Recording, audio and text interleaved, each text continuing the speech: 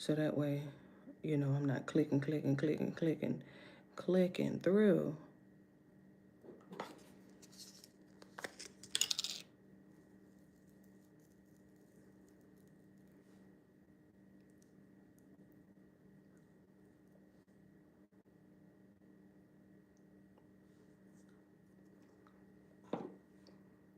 I'm not gonna let you mess with my spirit today with that foolishness. Matter of fact, you know what? Hold on, let me see something. Let me see something.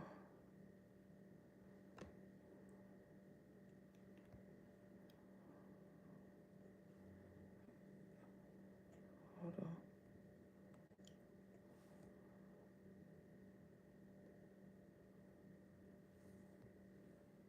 I'm trying to see if I could turn it off. And will that, I'm like, okay, it ain't gonna be no chat. I'm just saying, like, it ain't gonna be no chat. See what I mean?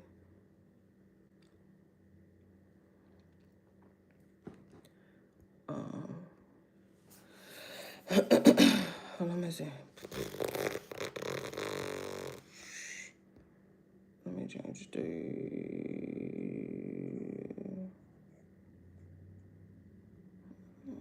Okay, let me see. Will that sort of fix it, I guess? I don't know. Like, I'm just trying to get the Drewski.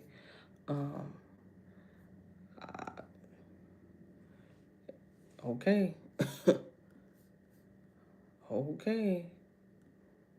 See what I mean? I can just log out. Like, I really don't have time for, like, this spam in the chat. Uh-oh. Not somebody down here in the live chat talking about Drewski, a sellout, terrible episode.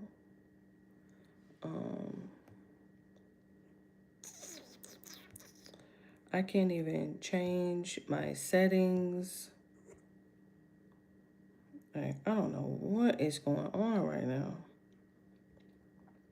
And the fact that I'm live is just blowing me. I can't even turn the live chat feature off. Like, I can't even, hi, Passionate Living by Q. Hello. Hold on, because we're going to have to start over. We can't jump in from what everybody else said. Like, okay, hello, Damon. See, look, that's what I'm saying. Like, what are we doing? How I got the live chat off and the chat is on? Hello, thank you for the thumbs. Oh, thank you for the thumbs up. See what I mean? Let me, you know what? What are you doing right now?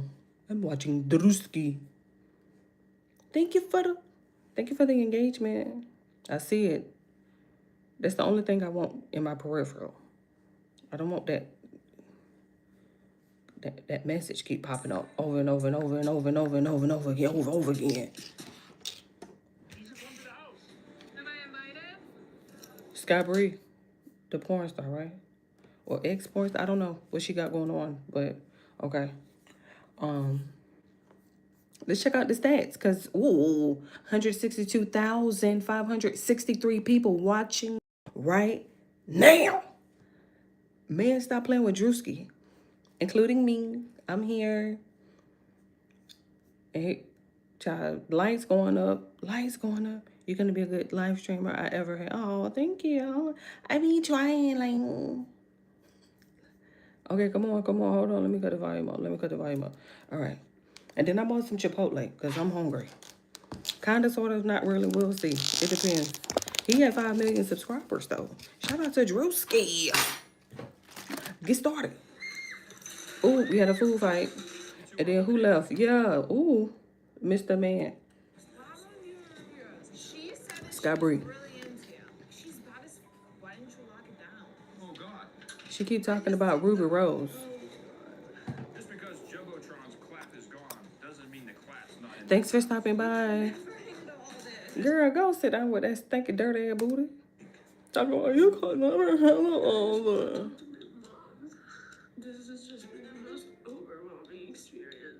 Oh my God, Sky, what is going on? Episode of Could Have Been Love Season 2 is presented by Buffalo Wild Wings, home of the Big Six Meal for Two from 1999. Thank you for the subscription. Aggressive.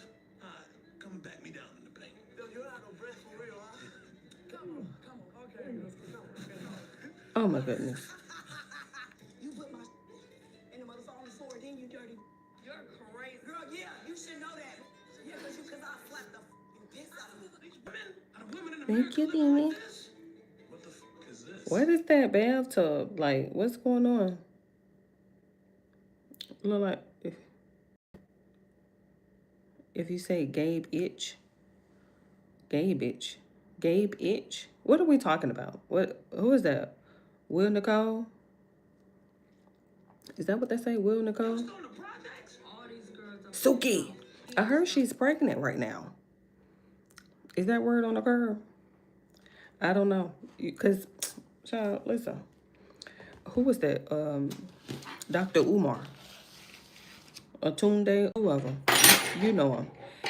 Child, he said something about he ain't the baby daddy. I was like, wait a minute. Oh, okay. Oh, 7th grade. Oh, okay. Yeah, well, I'm gonna tell you right now. One of them, you not about to marry neither. Ooh. Carisha, please. You gotta see the dream. Ooh. Definitely big. Somebody throw Shamu.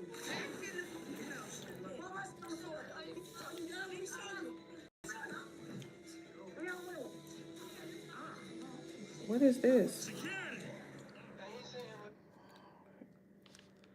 It's always that music that get me. Every time. I don't know who that is in the chat. With all that help for review. We got up 10,000 likes. It's the dead ass for me. She always saying it. Eliminations tonight is different. What? Tonight, you decide. Whoever Oh. gets the most votes at the end of the night will be gone. Selena. Oh yeah, Brad. she did. Selena. Hey Shane. Who did it? Raise your hand. I should have got a spoon. Thank God I told you, bitches, I'm not going no motherfucking where. Who voted for me? Just say that you. Selena. Only because I thought everyone was gonna vote for me, so it was like second most likely. I mean, it was Selena. You know what I mean? Like, it was a strategy thing. But then only one person. What's her bitch? What's her name? Her? What? What's her bitch? She said, what's her bitch? Schizophrenic. Ooh, they so damn dirty and nasty. Look at pizza boxes and shit.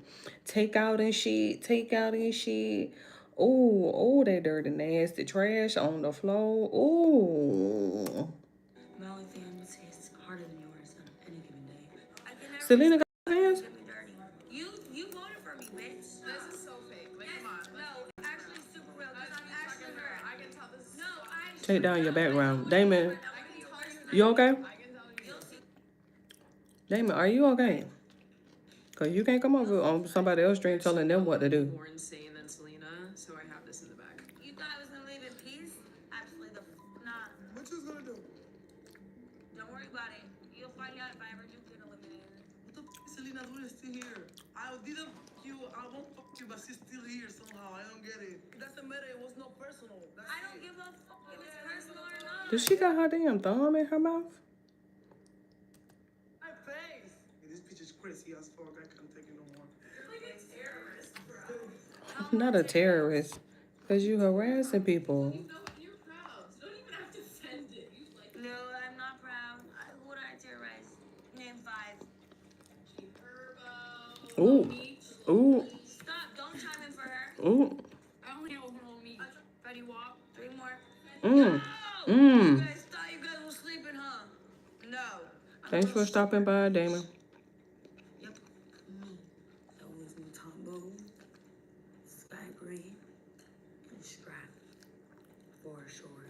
Unfortunately, Selena fell asleep and her plans to disturb the other girls backfired. Ooh. Ooh. But then she wanted to start throwing the bottle at me. Right. Throw the orange juice, and then I hit her with the broom. Ooh. Shit. Like, no. Why are you throwing shit like that? We threw fucking water, not a bottle. We threw water, not a bottle.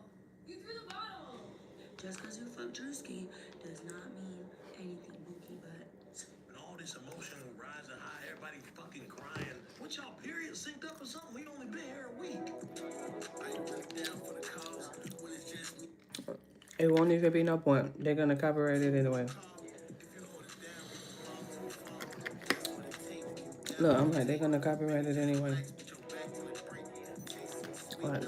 Be blowing me. Oh, look at little booty, honey.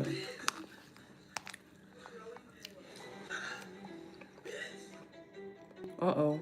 Not Perks harassing Sky Bria. Ooh. Ooh. She's on the West Coast.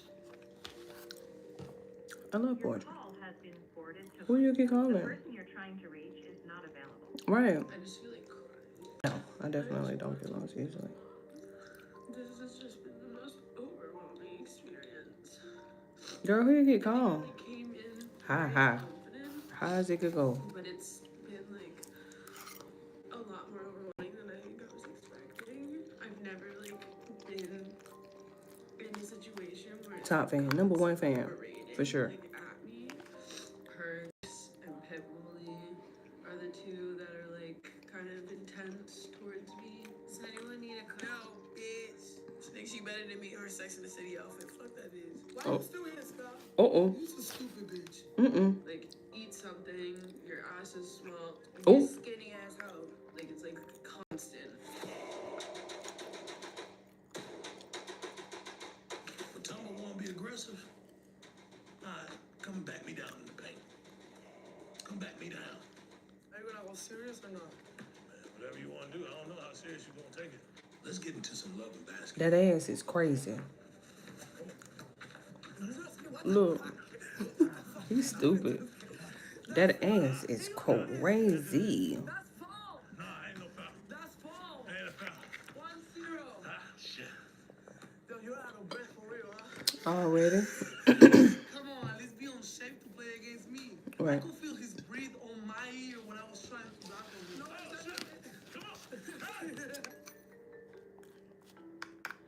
Gotta give it to her. That ass is insane. Look, look, crazy. They all crazy. Where's she going? Has definitely lost her mind. Yeah. Last night she was cleaning the fucking windows and the doors. Why are we cleaning the windows here? where the is the goddamn clothes detergent? It's not fun when I'm dirty. Where the is the clothes detergent? I'm up here foaming at the mouth. I need to wash shit. I don't like dirty shit. I don't like dirty shit. My clothes is clean. I'm white. Oh, I know that's right, bitch. So let's see how long that nasty ass white lasts. Says the girl looking for powder. I just clean. She's still looking for her Tide Pod. The bitch is still dirty, clearly. You bitches have no etiquette. You are natural motherfucking dirty animals, bitch. I Mm. got enough money to buy new clothes every city I go to. Let's see if you take that shit with you when you die, bitch. I don't give a fuck about no money, ho. Bitch, I'll leave this bitch with some clean clothes, bitch. She's so damn. Bitches think I'm a crazy ass bitch, and I would say that that's absolutely right. Right. They learned something. Yeah. And I'm glad they picked up on it. Your ass crazy. Oh, that ass is insane. Check out them cheeks. My God. Why has she got all this ass? It's ridiculous. Don't think about it. It's always thinking about Now it. you ain't gonna win. It's always thinking about it. It's always thinking about it. It's always foul. Foul. He just fouled me. Fouled me. What? Nah, I swear to Foul. God. I swear to God, you fouled me. You fouled me. I hate the ball. Yeah, you did. No, Mm. he's not gonna make it. He's not gonna make it. If I win, I can hit it. I'm gonna let you hit it, but I know that it's not gonna happen. Let you eat it. Oh. Damn, she tall. You got me hard. Yeah, 4-1. You got me hard. I want to adjust myself. You can take a break. Come on. You okay? He's so extra. He's so extra. I'm good. Come on. Play basketball. Run the front, run the back. From the back, from the back. Yeah. Oh, I gotta win this one. I'm talking about that. That damn jersey is crazy. This is not fun. Come on. Okay, let's go. Come on. You can raise. Look. He's so stupid. Come on, Drewski. What the fuck? Right. I was like, oh my gosh, he's gonna have a heart attack in front of me right now. You're already out of breath. How you gonna hit it if you're out of breath with 5 shots. Ooh. You right. You hoop. Come on. We been playing 5 minutes. You got it. You try your best, Abby. You try your best, okay? You got it. You got it. Don't die. I was trying to get a kiss. Okay. I was going easy on her. Nigga, I want MVP for the All-Star game. Team Strumsky. And you think I'm gonna put my full talent towards a girl? Look. You know, Buffalo Wild Wings got that pick 6 meal for 2. You know, you can get 2 entrees, 2 sides, and 2 sodas for $99. I really can eat that myself, but keep I'm going. showing you. I'm serious. You know what? I can get the chicken dippers. Okay. What you want for your side? Give me some wedges. Cook some wedges. Drink. Just give I me know it ain't no water. You know what I'm talking. And you make sure you give me some of that beef dub sauce. Some of that what? Beef dub sauce. Eat up, so. You can just go ahead and have my drink. Drinks cold, food hot. This beef dub, this is really tangy. Good. This beat up dip is good though. Come on, we should put a fry in our mouth for kids. Let me get one of them chicken. Hey, Maddie. I can't believe we got all this food for $19.99. I told you. Buffalo Wild Wings pick 6 meal for 2 for just $19.99. Give me some of them chicken dippers, baby. God, I need a burger right now. Strap was finally able to do her laundry, but later found out her clothes had been tampered with. Oh no. Oh no. That's what's making me mad. Look, she's finna spaz. Y'all put my clean clothes on the floor. That's supposed to make me mad. That just show out an immature yard. To be honest, I don't understand like 90% of the stuff that comes out of Strap's mouth. Right idea, wrong. I ain't never seen so petty. I ain't never gave a. You're crazy. Girl, yeah, you should know that. You've been talking to yourself all day. Ooh. Security was even confused on who you were talking to. She was outside talking Ooh, to that herself booty for look 4 a hours on without hot coming. mess. I walked out there, I said, maybe she was talking to the cameras. That's when I knew that girl is crazy. Mm-hmm. Slap the fucking piss I don't give a, no, it has nothing to do with that. I don't give a fuck about you none know of that. what's No. Actually, I'm definitely scared, bitch. I don't give a fuck. Yes. Don't say shit else to me. Y'all tripping over the laundry being wet, left on the floor. Unlike season 1, at least y'all washing y'all clothes. Ooh. Not the shade. Out there, she better stop being a motherfucking bandwagon. Ooh. They're not gonna help you when I beat your ass. Ooh. Oh, Ooh. it was you. It was you, huh? Your shit dryer. Your shit dryer, huh? You put my shit in the Ooh. floor, then you done it. Ooh. You did that. You want me to act out? Did you just, is that You your did clothes, that. bitch? You fucking weirdo. Where's she at? You a fucking weirdo. Why would I go in your poor ass broken suitcase? I know I'm not gonna find nothing but sheep clothes. No, she ain't. Well, you took my motherfucking clothes at that goddamn dryer. She took my clothes. I'm not at it. You know why? My clothes. Why my shit on the floor? Why my shit on the floor? What? Why my shit on the floor? Are you done? Let me show you. Oh my God. Oh my goodness. Having by my hair, this is the most expensive thing that she's ever gonna touch in her whole entire poor ass life. She was scratching my face. She mad, then I chucked the spirit off that. You gotta see it. I jumped at that, the whole spirit left that body. Straps is definitely giving back in the cell. Yeah, I thought it was sweet. I need a medic. I don't know what this got. This right got HIV, Oh. BPV. Oh. Give me a medic. Right Not now. BPV. It's BPV. Y'all tripping over dirty laundry and shit? It's. Go do a shakedown. Uh-oh. Is this how everybody been living though? Yeah. Yeah. As long as everybody bathing, that's the main. Yes, we stopped using this a long time ago. What? What the f? What the f is this? Coochie juice. What the f? These women? Are the women in America A living like this? swamp. That water orange and brown and green, y'all. So y'all know nothing about the brown bathwater. Selena. Yep. She do got a spray tan. I'm just letting y'all know. It looked like spray tan water, so it gotta be one of the white girls in here. Sky Bree, wear all your orange. Definitely, he's not gonna want to see your bad water, for sure. For sure. It's her. She look. She can't even. You and Donald Trump are twins. Scott, you got an orange spray tan? Didn't use that bathroom. Ooh. Everyone wants to blame it on me because the bathwater is brown and because I have a spray tan. But it wasn't me. I think it was someone before I got here. I was not the dirty bitch. You bitches are. They talking about Sky Breeze spray tan look like Donald Trump's skin. I didn't say it. I ain't say that. They one girl I just said that. Be clear. Right. I didn't say that. So everybody's saying this was yours and y'all left it. They're lying to me. You do got a spray tan though. That's what I'm saying. No, I never had a spray tan. This is a Brazilian tan. Burn your tans, babe. Do it come off in the shower? You want to see? It's right there. Stop. Ooh. That was my Ooh. hand, bro. Ooh. Fuck, it wasn't. Ooh. Every bitch you got let go was. They all took showers. So everybody took a shower in there now. See, the accumulation of it is the issue here. Why the fuck you gonna keep piling up on it? Okay, one person, okay, cool. Two of them, bitch, you nasty. The third one, okay, you downright rank. Dang. You ever heard your grandmama say you rank? Right. That's downright rank. Clean the fuck up. Ooh. Some of y'all going home. Some of y'all going home.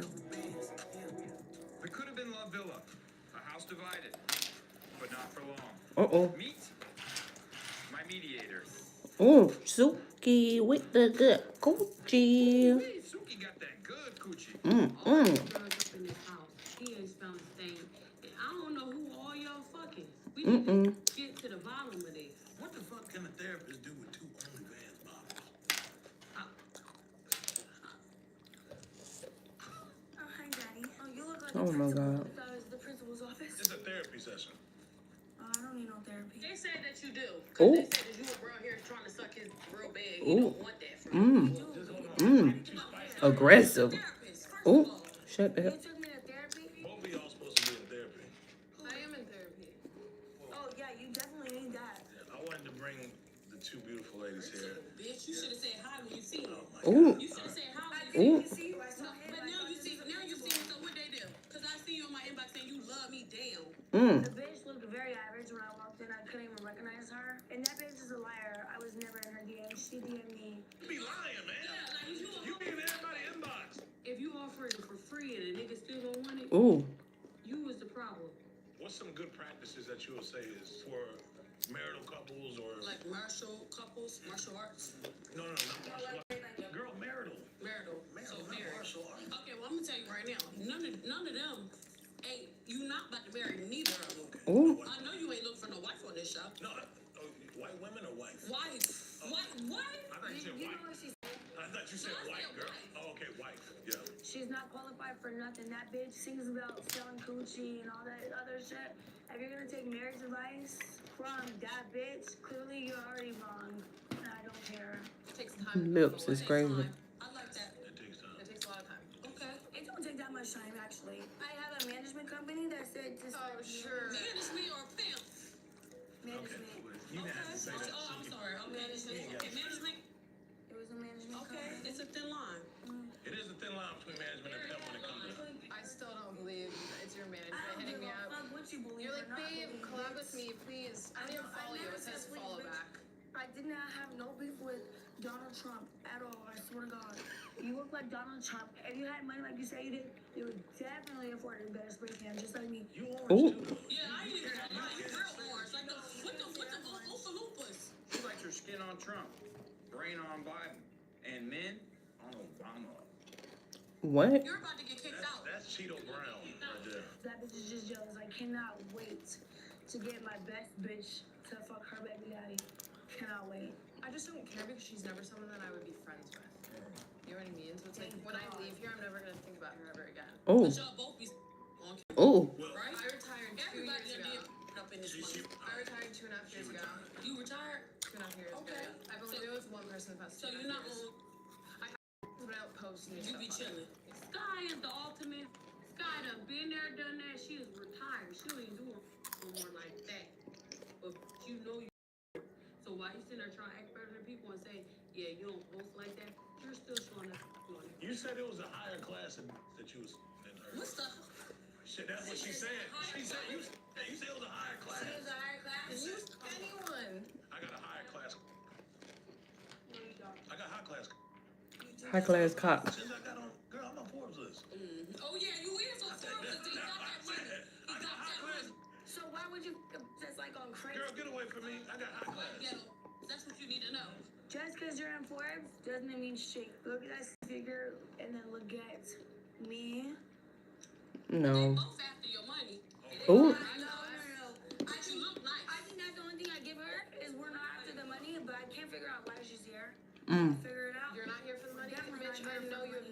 taxes. Have you paid your Ooh. taxes or not? Ooh. I said I didn't know you were supposed to pay taxes on me, bro. No, you right. So you retired, but you made sure you paid the taxes off with the money before you Yeah, retired. and like quarterly. For sure. Hey, to the high class coaching. I mean, I definitely knew that Drewski was a.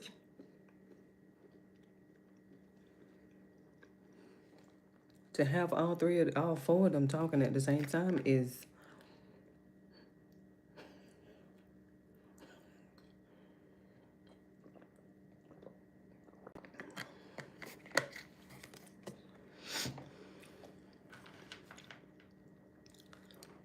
I don't even know what just happened. I'm still in the daze. That was pretty iconic. That little quad. Sky, Selena, Drewski, and Suki. I like that little entanglement. Coming in, otherwise I wouldn't be here. He is in high demand. I mean, that's why there's an entire house of girls competing Sure. for him. Sure. I don't think Oh, that Drewski dress. is Selena's husband. I think he's mine. Girl, stop. Trapped in a room together. You just met him at the club last night. He would never fuck you. Yo, last two White Crescent Moon cookies left. Of course they feuding. I don't know your business. I'm just saying if you got a management team.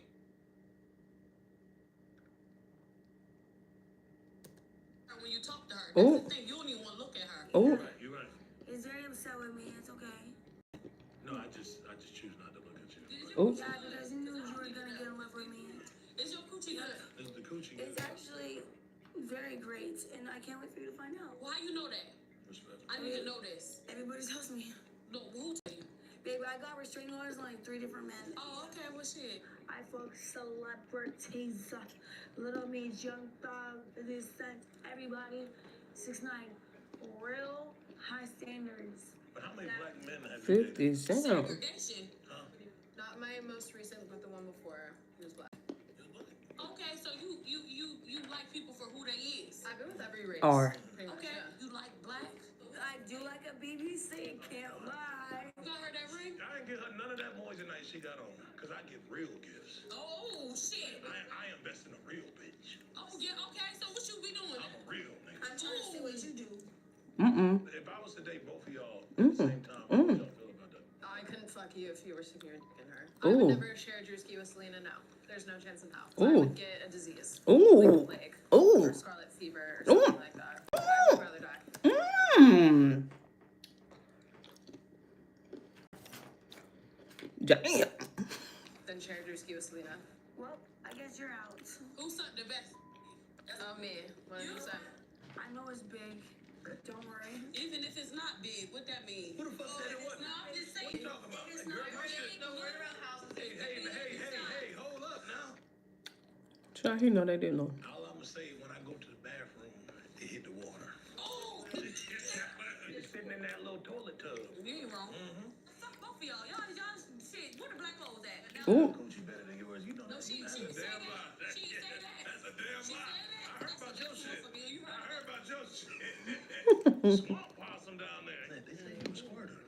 No, just say it. Come on, girl. Oh, God. It ain't it. I'll just be putting shit on. Coming up with shit. And I'll be looking good. Yep. Excuse me? I'm coming, boo. Oh, sorry. I thought you were talking to someone. Right. I'm always talking to myself. Is that a joke? She just will not stop talking to herself, like constantly, 24/7. I thought multiple people were in there, so I was just gonna like go and see what's up. And no, it was just her. Who this nigga? Okay, so It's a kid. Yeah. No, that's I know you a are. girl. That's a girl. I know you are. And I don't really consider myself a stud. We'll talk about it later. Ooh. No, Trap, you is a stud. You got a full fucking 10 for 8. Today, I don't like no fake stud. I've been crying after leaving with dates. You been crying? Yeah, because I feel like I just wasn't pretty enough, and I finally Girl, you understood what good. girls was talking about. But not in my head. Fucking, hey, hold the fuck up, man. She full of shit. I'm nervous, baby. I got the same. Got gas. No, baby, just that. Fuck you. Nobody don't care about that. It's okay. I came from my man, and I think this house should be affected. I fuck with this button down you got on too. I like that too. I like that button down. You do a little turnaround. Just a little something today. Just a little something. It's just a little black, little silk, little thing. I called you some little number. You should have seen me with that bust down. These bitches like to talk over me because they know when I speak it makes sense. Is you a stud? Baby, you gonna see. He's a stud, man. That stud's always trying to disguise his other shit. I don't know why you trying to hide it. You need to be real. Honestly, I was excited to meet Suki, but Strap just be talking and talking and talking. So I can't be even the best of both worlds. I mean, what's the switcheroo when you can see your boy, your motherfucking pimpin' and I don't like it, baby. It's Selena trying to throw the at me, bro. I told her I don't want to. I'm done with it. If he wants to do that, we can do that. If my daddy want to do that, the ring around the rose, it didn't come from me. I try to keep these cleansed. It's a whole different color. I threw holy water on her. She started melting, man. She should have seen me. Let me shut the fuck up. I ain't even gonna lie. He don't like y'all like that. That man really don't like me like that. And then Suki double confirmed it. Maybe I know what's going on and I'm lying to myself and letting this man bring all kind of in my face and flaunt them in here like I'm not that. He don't care about what you talking about. We'll make you feel like you good for him. I'm in soon. We're in time. We're into too much. I don't do too much. I'm What the speaking. fuck that mean? Let me finish, mother. How you looking at him? Let me finish. I'm talking to you, then girl. Don't do too much. Because you're showing out and I don't give a fuck. That's how you checking. Checking. You know what I'm saying? Like, I'm really a queen, you know what I mean? So you're gonna talk to me nice. But, you're doing too much in front of these people, and I need you to bring it down. You're simmering in the 6. I need you to do, okay, baby? I'm here for you. I can't keep up with what's going on. I swear to God, I got this elastic band inside this. It's gonna wrap you up so That's tight. genetics. It's gonna hold you That's in the genetics. Look at Suki gassing them up. In his mouth. Put your tongue in his mouth. Yeah, put your tongue in his mouth. Wrap it up. Hey, Strap, you lost the plot. You talking crazy to a nigga now and all this other shit. I don't even know what you be talking about when you come around. You lost me. Oh no.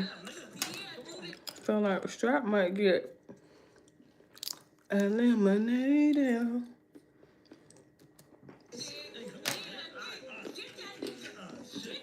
I told you Suki had gassed him up. I mean, gassed her up. Look. Nigga want me. He want me back. I know he Look. With the pants. We having fun now. What is she on? All right, man. Hey. Security. Security. You're doing way too much. You always take it to a whole nother level, all this attitude, and you got all this animosity built up. Your time comes soon. Oh. I just stripped and I was supposed to take this shit back. I'm not even joking. It was transporting me to another room so my man can come get me. You know, that's our foreplay. That's how you like it.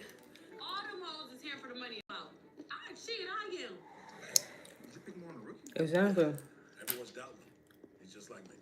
Duh. 120 pounds of muscle and runs a 4.4. Suki, I was telling her that, honey. We already knew. Instantly when you play your first $5 lineup. But it was nice to see you, honey. 80%. Ladies, tonight's guest is Young Miami. Okay. She has a game called Risha Roulette. But here tonight at the Could Have Been Love Villa, we have our own game we'd like to play. I'm just saying, y'all know y'all bitches better tell the truth, cause if y'all know I'm leaving with y'all nigga. Ooh. Right, babe? Ooh. Yeah. Hey, Yeah, no, we'll figure it So out. I need y'all bitches to step forward, For sure. tell the whole truth, nothing but the truth. You was gonna leave. This gonna be my nigga tonight. I No, I'm cool with that. Step back and pit bully strap on makes you uncomfortable. All these bitches is emotionally unstable. Baby, I'm too big to be forgotten, you heard? Pit Bully, keep that shit to yourself, for real. Leave that for you and Drewski. I ain't here for that. Step up if you got a BBL. Ooh. Okay. Nice. Selena, you got... It's not BBL, it's ass shots. The fuck you thought this was? What is that, though? Ass shots, silicone. Ain't nothing wrong with that. No, I knew that though. It ain't, but for her, it's super good. Y'all really got me in here with these circus animal ass bitches and I don't do this shit. Step up if you have seen any girls with bad hygiene. You must call them out. Ooh. You must All call of these bitches. She got roast beef. Step forward if you got roast beef. You're not supposed to... You ain't supposed to brag about the roast beef. He's a fat nigga. Of course he likes roast beef. So y'all here for the love, right? And the money. I'm here for the money. We gonna fall in love later. We're not gonna fall in love in a couple days. Come on now. That's good to hear. Thank you, bro. You got it, big bro. If you play his cards right, they put him in limelight. I'ma still keep me a bitch. Then it's just for hindsight. Get her the fuck out of here. Ooh. That's the voices in your head talking to you, bitch. Oh, bitch, that's crazy. She wanna get slapped again. Y'all better hurry up. Okay, take a step back if you ever had a train ran on you. Oh, Sky Brew. I Selena. don't like this game anymore. Can I quit? Oh. I don't know. If it was me, I'd just pick all them bitches up and go to season 3. Ladies, Caleb. Yes, Caleb. I don't think anyone won that game. Oh. You were all losers. Oh. Think with your heart and not with your, cause think with your, don't get you in some fucked up ass shit. Okay. If you trying to drop wisdom, we on man, Carisha, To be completely whatever. honest, I'm a little worried. Half of me is like, okay, maybe he's gonna save me for the final 4. Where he's not feeling me, which would be hard. Being rejected hurts. But I don't do this shit. Okay, Orange. Or man at this point, cause I mean the world is just sick. So y'all need Oh no, she finna go. to do something the motherfucker say. You guys need to raise the payment for securities. Nobody told them that they were gonna be fined a 6-7 million here. I don't even know who would be going home tonight. I feel like it could be me because besides the night we spent together, we haven't really talked or anything. Y'all tonight. I ain't even seen y'all too. Okay, yummy, yummy. Okay, hair. And having our house back to ourselves, me and the president. I've showed you guys how beautiful I am inside and out. She finna They go got home. shit on me. I'm not Send her like ass this home. at all. These bitches are not used to anything to find their life. These bitches got to the mansion for the first day in their lives. I told you about these homeless bitches, because look what happened to your bathtub. Now you're gonna have to call a plumber. I ain't gonna lie, I feel good about this shit. Ooh.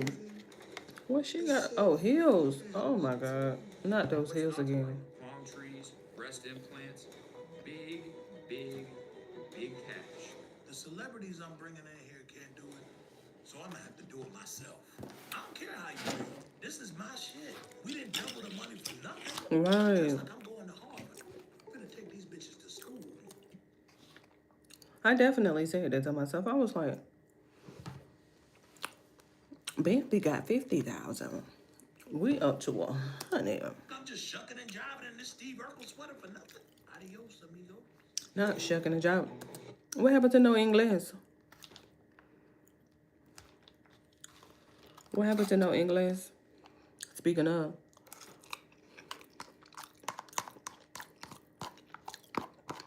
I guess she just left. She was just tired of the drama and she just quietly left. But she didn't get eliminated, did she?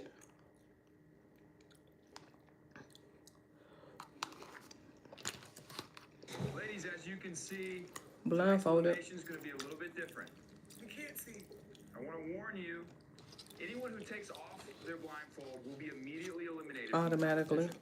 If you take off your blindfold, you will lose your chance at $100,000 in Drewski. You will walk the plank before the elimination ceremony even concludes. Clap it up for your bachelor, Drewski. Look at her. She's so cute. Drewski decided to test their emotions. Unable to see, the girls couldn't tell that none of them had received a rose. Okay, ladies, the roses have been passed out. Okay. If you did not receive a rose, this is your chance to speak up why you deserve to stay in the competition. Wait, did I get a rose? Oh. No. Oh. Yeah, because I'm very deserving of it. I'm very horny and I'm very in love. And I'm the first lady. And ain't none of you hoes taking that position. All you have to offer is food stamps, bitch. Your milkshake's not bringing none of the boys to the yard, especially my man. You gotta go the fuck home, bitch. Ladies, this is the final 8. After this ceremony, only 6 will remain. Ooh. If you did not just receive a The rose, steak is getting on my nerves. take off your blindfold. Thank God. You full of shit, mother. Stupid ass. Why the fuck you play so much? He loves it. I got on eyelashes fucking up my eyelashes today. You said switch it up. What are you wearing, Dipple? I don't know what. Uh-oh. You owe us money. 6 of you will remain. 2 of you will. Who is leaving?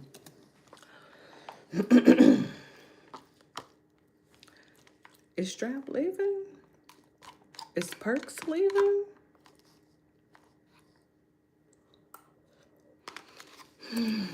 Let's begin our rose ceremony.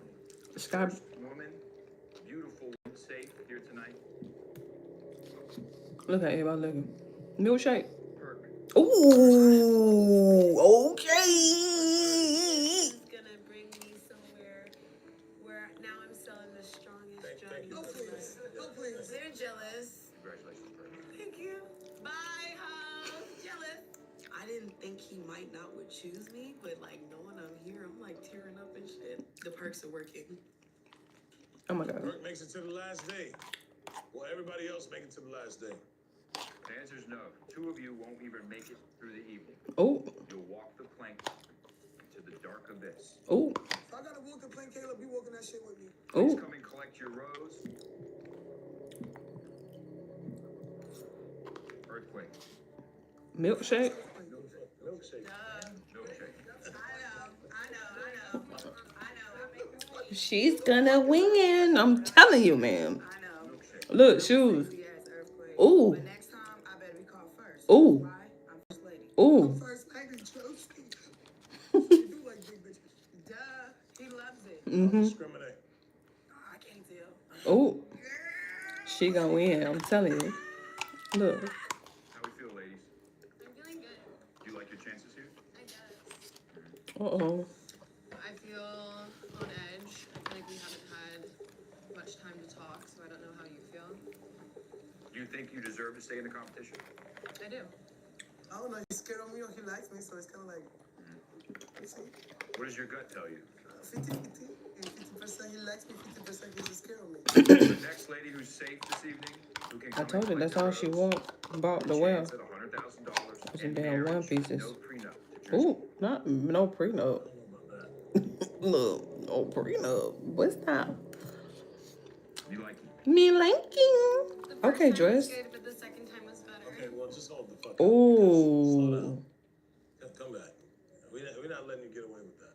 Oh, the first time was good, but the second time was better. You a hoe anyway. Wait. Broken, you're used as a fucking right, bitch. I think Selena's jealous of me. Like, I'm cute, I'm natural, I'm not botched, Mm-hmm. not ran through, Right. and I got to fuck.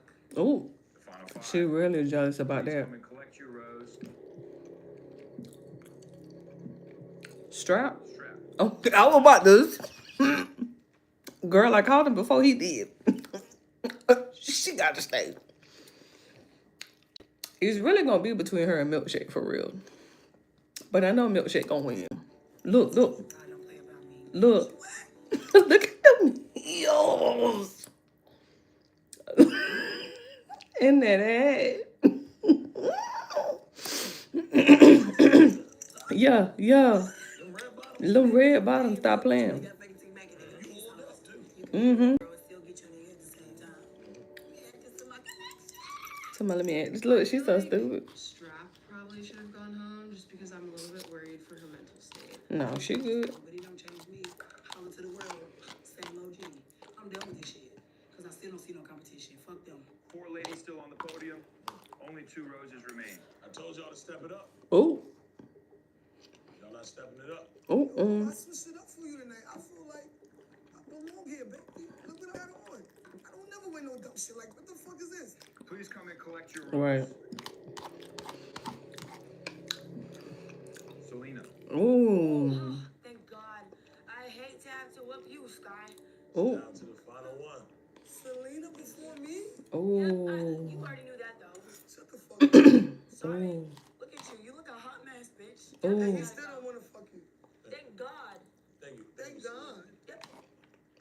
Get a bigger strap, bitch. Congratulations, Selena. What the fuck is Selena doing still here? Dog is ready to bite. Out of the 3 women sitting here, only 1 will continue their journey with us in the Could Have Been Love Villa. I feel like I don't have to do too much. If I do not call your name, you are eliminated from the competition. You must walk the plank. Please come and She crying already.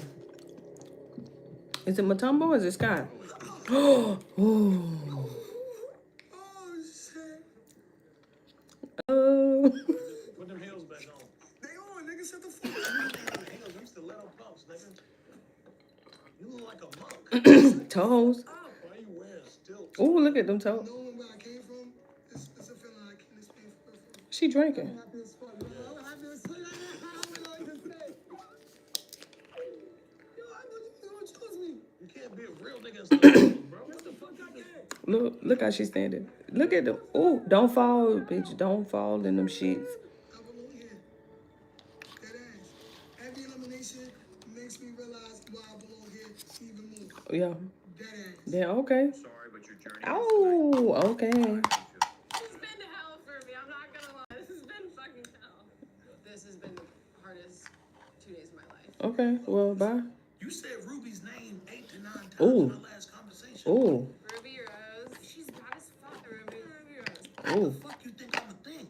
Ooh. Plotting on me. Ooh. She's one of the most beautiful women ever. So I'm like looking around at everyone, like no shade towards anyone, but I'm like, why are you here with us? Like your ex was a baddie. Why did you let her get away? Taking for information. I don't got it for you. I ain't got nothing for you. I know you got the money already, so you don't even give a fuck. Right. Look how you acting. Mm-hmm. I kick her out of here, she don't even give a fuck. Mm-hmm. You worry about comfortability. I was uncomfortable. I don't give a fuck. So many girls out here got a $100,000. For that 100K, bitch. Motherfuckers out here hungry, man. Hungry. It makes you that upset. You're Milkshake. for talking about your ex. Maybe you're still hung up on her. No, but ain't nobody talking about no damn Ruby Rose. Ooh. Oh my God. Matumbo, Uh-oh. after you turned into Godzilla that night, Mm-hmm. It was just, you scared everybody on set, and Yeah. you scared my entire team. yeah. You backed me down in the paint today. I think I realized I'm less of a man standing next to you. When I say less of a man, I mean I shouldn't be on my tippy toes when I'm trying to kiss you. Girl, I'm 6'3", 300 pounds. I'm not gonna be standing on my tippy toes kissing my wife. You talking about my wife? My wife? Who you referring to? You referring to my wife? But unfortunately, ladies, Not NBA. It's time to swim. Ooh. It's time to go scuba diving. We still gonna bill you for this. Mm-mm. Take this with you. What the fuck is this, bro? I know how to keep this, right? I don't understand why you have a toilet if I cannot sit on it. That's crazy. And how the hell you break a toilet seat by sitting on it? how do you feel? Final six. God damn, it's gonna be a hard decision right here. I gotta sleep on it. It's I gotta not. sleep on it. But I think tonight, we're getting in a hot tub. Let's get in the jacuzzi, ladies. Mm.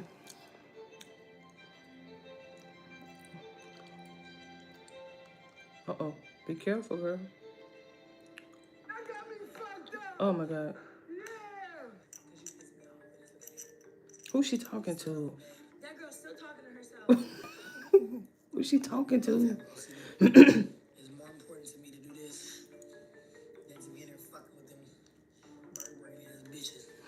I don't know, Selena's being fucking annoying. We threw some water on her, whatever. Ooh. All day she's been talking about getting me back, and that's fine. But when I was walking up the stairs, she started throwing it at me. Bitch!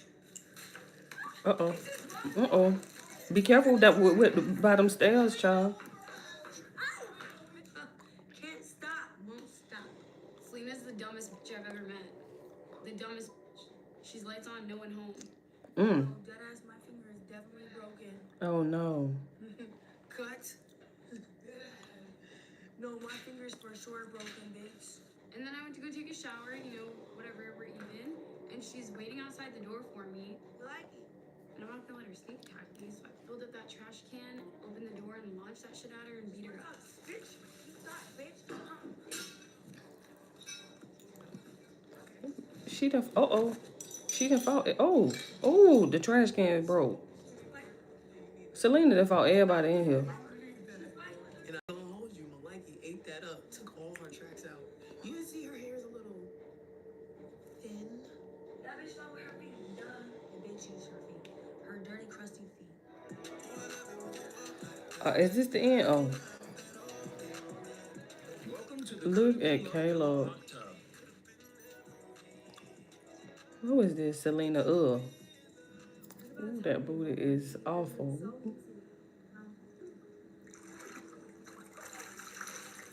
Never gave one.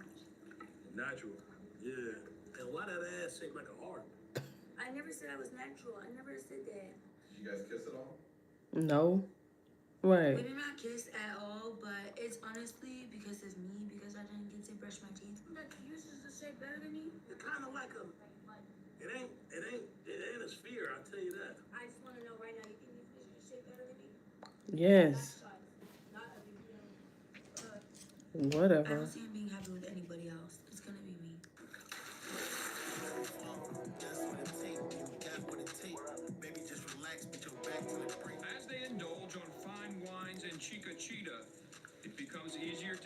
which of these chicas is a cheater?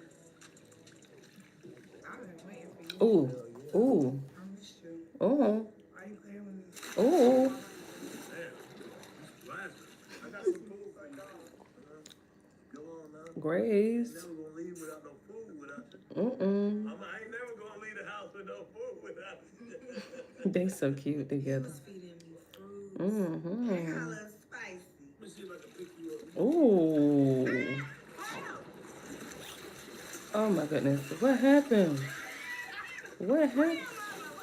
Oh my goodness. Yes, Daddy, I missed you. I had needed that. See, you can't handle it. You scared. Look at Drewski. He's so extra. Look at shade. Look at these two, child. He's so extra, child. I really am fucking hungry. Look at her. Look at both of them. You know, now fuck security. Like a fucking Frenchie. A Frenchie. Finale. We have booked a luxurious beach club for you all to attend. One of you sitting in this room right here will win $100,000. Oh my goodness. Take me on a date. The put boy ain't going nowhere. I gotta show her a little bit of skin, and I got to eat these hoes. Ooh, that blue. Don't let Blue. them escape. They're past. Bring in the exes. You know, I don't remember that when I changed your diapers, motherfucker. Oh no. Season 2 could have been love. Dad. Is. Fort Lauderdale. Why was the police called? Oh my goodness, you guys. The season finale is next Thursday. No worries, we're gonna be here for it. We're gonna be here for it. Push, push. Get up out of here. We're gonna be here for it. Indeed, indeed. No worries. Alright, let me see what's going on with this algorithm. Matter of fact, let me stand up, clean up my area, get my thoughts together.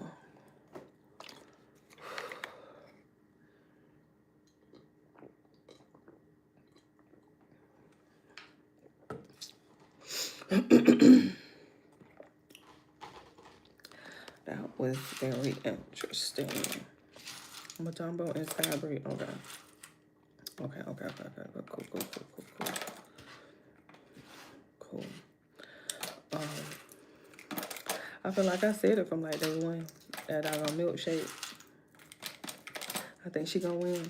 And then I feel like the confirmation is that statue of her. You know what I mean? That has like always been back there, that little hint. For some reason, it's giving milkshake. And I feel like she gonna win. So, but we'll see. Dang. I didn't think it was gonna be the season finale like already. With 6 people left. I think last time we got down to like 2, right? And he made them write vows or some shit. Real mind games, y'all. And so, okay. This is interesting, to say the least.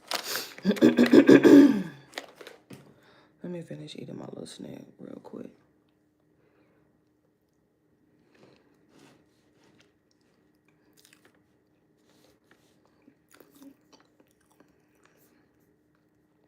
Before I take my dishes up.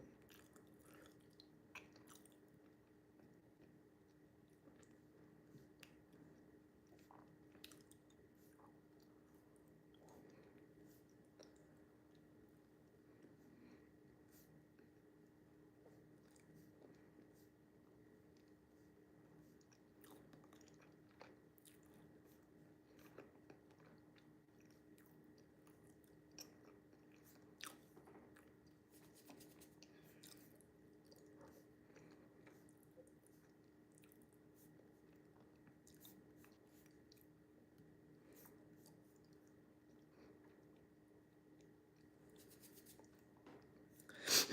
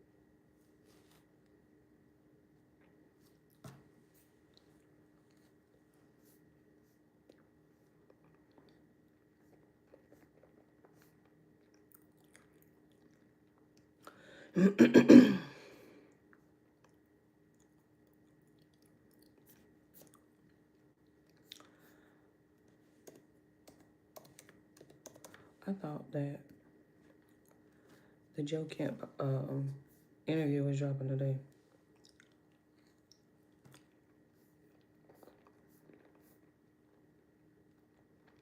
At least that's what I thought.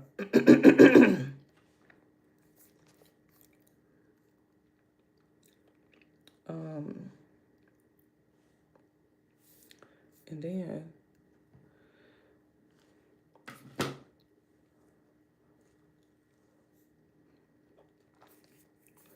I should just go over there to Mike. I should just go over there to Mike. But, God damn. 1.7 million views already, and it's 2 hours. My God.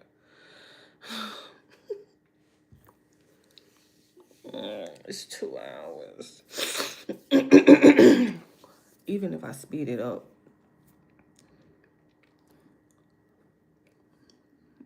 I might could get it to like 45. Damn, 1.7 is crazy in the drop yesterday. I don't know why I'm clicking on OBS.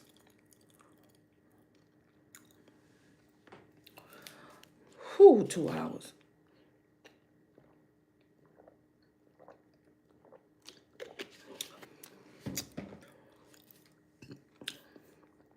Just come on. I want to start tonight with a clip. Hold on, Tucker, because you coming in hot already. Please, hold on. I'm gonna see what that 1.5 was talking about. Because he already started with a clip. I'm like, which one? What clip? Just go. From January of 2024. This is from this show, and this is Joe Kent, who later went on to become, until yesterday, the director of the National Counterterrorism Center. Here it is. What do you think the immediate and then longer-term effects of a war with Iran would be on the United States? What was the question? Hold on, because I got gas. I couldn't hear. I got gas. I couldn't hear. That's the pistachio. What was the question he said? I want to start tonight with a clip. Yes. From January of 2024. This is from this show, and this is Joe Kent, who later went on to become, until yesterday, the director of the National Counterterrorism Center. Here it is. What do you think the immediate and then longer-term effects of a war with Iran would be on you? Immediate and long-term effects. He says it so fast. It's like, Tucker, chill. Immediate and long-term effects it will be of the war in Iran. Immediately, it would be very bloody. I have no doubt that we could probably defeat some of their air defense and go in there and have another shock and awe campaign. But again, like we saw how the shock and awe campaign in Iraq really didn't actually work in the long run. So I have no doubt that we'd have some immediate results that people would cheer about here in the United States. But Iran, Persia, has always been an empire. It's been around longer than any of the other players in the modern Middle East right now. Facts. And they are not going in. If we get deeply involved and deeply entangled with Iran, we are playing right into China's hands, because China would like nothing more than for us to be committing our military industrial base to a war in Eastern Europe, in Ukraine, and then to be committing our conventional military power, our blood and our treasure, back in the Middle East. That will make the Pacific, our actual border, extremely vulnerable to Chinese aggression, or China will simply just watch us bleed out economically as we bleed out on the battlefield on these couple different theaters. It's absolute insanity. It's opening up Pandora's box, and again, for what gain to the American people? So the very first thing you notice about that clip, which was shot almost exactly a year before the current president was inaugurated, is that it was right. It was prescient. He called it. He called the general outline. It was hard to call, but Joe Kent knows what he's talking about. He spent a lot of his life in that region, and he said a year before this current presidency began, this is a big, serious country. It's the oldest civilization in the region, and if we went to war with Iran, it would be a momentary sugar high. Americans would support it because they support their own country, and they certainly support their military, and people would approve of it. But very quickly, you could see a process by which we got caught there, trapped there, bear trap, hard to extricate yourself from that. And sitting on the sidelines would be our chief global competitor, China, who would be silently nodding along with a slowly spreading grin, knowing that they were the main beneficiary of what they were seeing, of our waste of American lives and treasure, as Joe Kent said. So we haven't reached that stage, thankfully. We're moving toward it, and everyone who's watching carefully knows that. And if you're honest, you know that. So this is a very serious moment we're in, and we're watching much. Hold on, because I gotta take a stretch break. I'm not just gonna be sitting here. I gotta get up, stretch my legs. Goodness gracious, 2 hours. Okay. Let me go. Let me take you off the charger. Make sure you're charged up.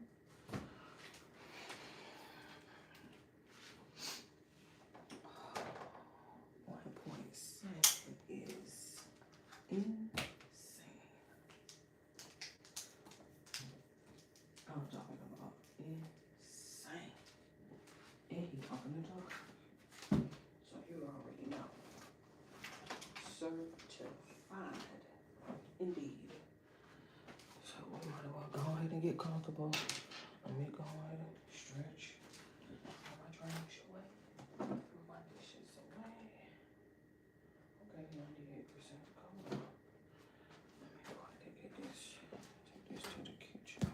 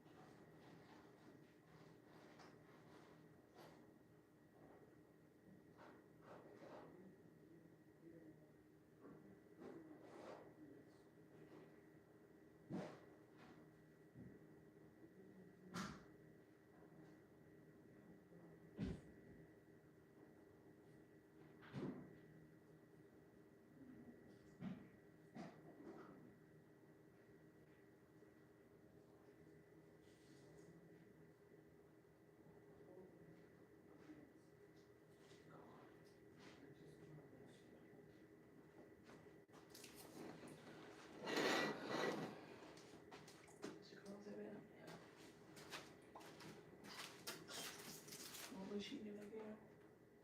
98. 100.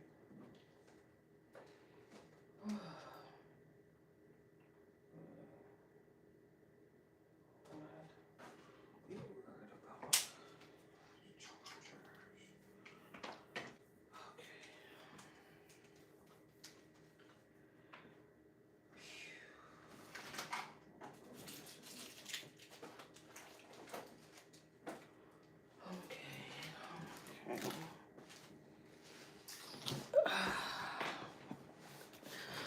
Iran, but potentially a total realignment of the world and the loss in some sense of what the United States has globally. This could be the beginning of the end of our influence in a lot of the world, and that's just the beginning. So again, that's a big deal starting to dawn on people, and that leaves Joe Kent as one of the relatively few people connected to this administration who said it in public. Is that good or bad? Right. Well, it may seem good. Of course, you want to be around people who have clarity about what's going to happen next. But in practical terms, it's bad. In fact, it's always bad. Whenever you have somebody who do this, here's what could happen, and then you do it anyway, and it turns out that person was right, your first instinct is not to apologize and correct your behavior. Your first instinct is to crush the person who called it correctly. And that's your instinct because it is the lowest of all instincts, but it's a human instinct. That's your instinct because his correct prediction is an indictment of you, of course, and it's a way to deflect attacks on you and your own culpability by blaming the guy who told you it was going to happen before you did it. And this is a long-standing fact of human life, and in the last 60 years in this country, it has been the iron law of foreign policy, which is to say, when things go wrong, the only people who get punished are the people who criticize the adventure in the first place. You can imagine General Westmoreland attacking Walter Cronkite of CBS News, whatever you think of Walter Cronkite, in my case, not much. But fundamentally, it was Walter Cronkite sitting very much on the sidelines saying, hey, this war's not going well, and there was General Westmoreland prosecuting the war. But General Westmoreland argued till the end of his life, in some ways successfully, that he lost the war because Walter Cronkite criticized the war. Is that really true? How many troops did Walter Cronkite command? Was he in charge of strategy? I don't think so. He was a newsreader in New York. But you can see why Westmoreland did that, why a lot of people believed it, agreed with Westmoreland. You saw the same thing happen in the days after the tragic and incredibly stupid Afghan withdrawal under Joe Biden. That didn't help the United States. Of course, we had to get out of Afghanistan, but the way we did it, who would argue that was a good thing? It was a terrible thing. It resulted in the deaths of a lot of Americans. So who's punished for that? As far as we can tell, and we've checked, only one person. And that would be Colonel Stu Scheller of the United States Marine Corps. What was his crime? Planning the withdrawal from Afghanistan? Oh, no. No, Stu Scheller's crime. If you're an entrepreneur, procrastination is your friend, not your enemy. And here's the proof. Hi, my name is Kala Kanai, and I wasn't always a... Was saying out loud, boy, that didn't work very well, and why'd we do this? And for that, he went to jail. The people who actually did it, who gave the orders, or who carried them out without asking questions about them, which was everybody else, they're fine. You don't even know their names, and they certainly haven't been penalized. So there is a long history, because this is a standing feature of the way people are, that you criticize those who told the truth and who were right, who called it ahead of time. Now, in a functioning society, you get a hold of yourself, and you understand that people are like this, but if you want to be successful as a society, you have to restrain that impulse, because it's low, and it's counterproductive. If you silence people who tell the truth, you end up making the same mistakes again and again and again, and maybe that's why we're here at this pivotal point in our war with Iran. So that's the first thing you notice. Joe Kent was right, therefore Joe Kent must be destroyed. And there's, of course, this ongoing effort to do that, to dismiss Joe Kent as a tool of the Islamists or a leaker, or say he's married to someone who works for Hezbollah, or lie after lie after lie, but they're all aimed at Joe Kent the man, at his motives, his character, his personality, his wife. And that's by design, because none of them touch on his reason for resigning as director of the National Counterterrorism Center, because if you focused on that, you'd have to answer his questions. You'd have to answer, is this true? Is what Joe Kent, who possessed highest level intelligence clearances, who was really barred from knowing no secret in the U.S. government since he was one of our top intelligence officials until yesterday? Seems like a pretty informed guy. Is what he's saying true? That's a conversation anyone in Washington wants to have, so just attack him. And you're going to see a lot more of that. The people who said this war was a bad idea will be punished. And the more it turns out they were right, which is to say the worse this project goes, the more it becomes obviously counterproductive to American interests, the more vigorously they will be punished, unto and including jail. Stu Scheller went to jail. Probably not the only one who will going forward. So you should just know that and understand what you're seeing in those terms. The second thing that comes immediately to mind when you watch Joe Kent from January of 2024 talk about what would happen if we went to war with Iran is that what he said that day, a year before Donald Trump's inauguration, could have been said by Donald Trump, maybe with a different style. He was making Donald Trump's case. The case that Donald Trump has made for a very long time. Donald Trump, as everybody knows, became the Republican nominee in 2016, 10 years ago, in part because he was the only Republican running for president that year out of a field of nearly 20 people who was willing to say what everyone else knew, was afraid to say, which is the Iraq War didn't help us. It hurt us. It was a dumb idea. And it went on way too long, and it became a quagmire that people like Donald Trump predicted it would be. And the American public, so relieved to hear the truth about something they already knew, made him the Republican nominee despite maybe some concerns. But they did it because, hey, he was right, and he's the only one brave enough to say so. And Donald Trump made varieties of that case for the next 10 years, and in many cases specifically about Iran. Because Trump has seen, long before most people in Washington, before almost anyone in Washington, the big picture, the outline, which is this is a contest between the United States in the West and China in the East, a rising power that matches or maybe exceeds our economic power globally, and we have to figure out how to apportion power. And we don't get sidetracked with engagements like, I don't know, another endless Middle Eastern war, because in the end, the only winner of that conflict is China. Is China, in this specific case. Whoever in the end settles this conflict, whether it's the United States or some other power, whoever comes in at whatever the end of it is and says, enough, this is hurting the world, each side has made its point, but the global economy is a critical interest in the Persian Gulf, That's energy. And we're going to stop this now. Whoever that person is will become more powerful than ever, and everyone else will become less powerful. The person.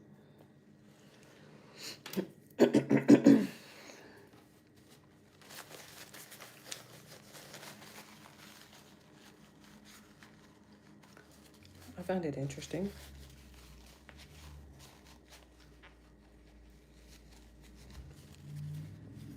I found it very interesting.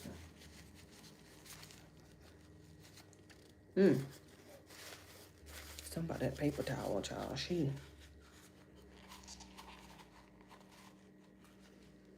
certified.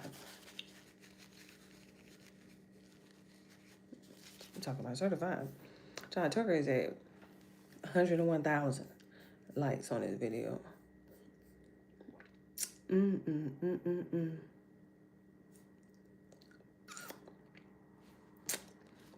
I do find it quite interesting, though, how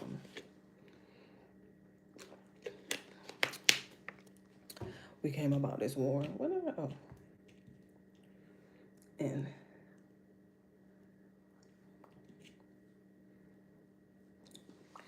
it was Don Bangino. Is it Don? Don Bangino? Or is it Dan Bangino? I think it's Don Bangino. Yeah. Marjorie Taylor Greene. It's been a lot of people that has quitting this administration. Quitting and gotten fired, that's two different things. So if you haven't gotten fired, like, this really don't concern you. I'm talking about the people that have quit. Just find it so interesting. Because this is what we're having to deal with this administration, and it's just so unstable. It's all over the place.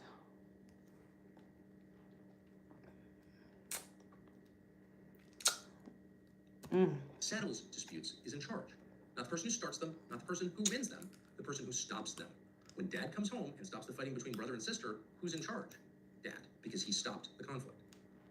All of which is to say, if at the end of this conflict, it's China that comes in, China which has a vested interest in what happens in the region since they're a major consumer of Gulf energy, if it's China that comes in and restores the energy flows out of the Persian Gulf and restores some version of peace, gets the fighting to stop, then China is in charge of the Persian Gulf. That's just a fact of nature. And so a lot is at stake, as Joe Kent knew, as Donald Trump knew. And so the question is, how did Donald Trump, after 10 years of saying one thing, do in the pivotal act of his presidency exactly the opposite? That's not just an academic question. It's not the beginning of a conspiracy theory about some shadowy lobby. It's the most important question we face, because this is not the first time the United States has entered into this kind of war against the wishes of its own population and in clear contravention of its own interests, against its interests. This isn't good for us. No one has made the case that it's good for us. And increasingly, as the days pass, it becomes obvious to everyone why it's not good for us. And if you don't believe that, then check the prices of food and fuel and everything you buy, because everything you buy is dependent on the price of energy and the production of fertilizer, both of which are affected almost immediately by the closure of the Straits of Hormuz.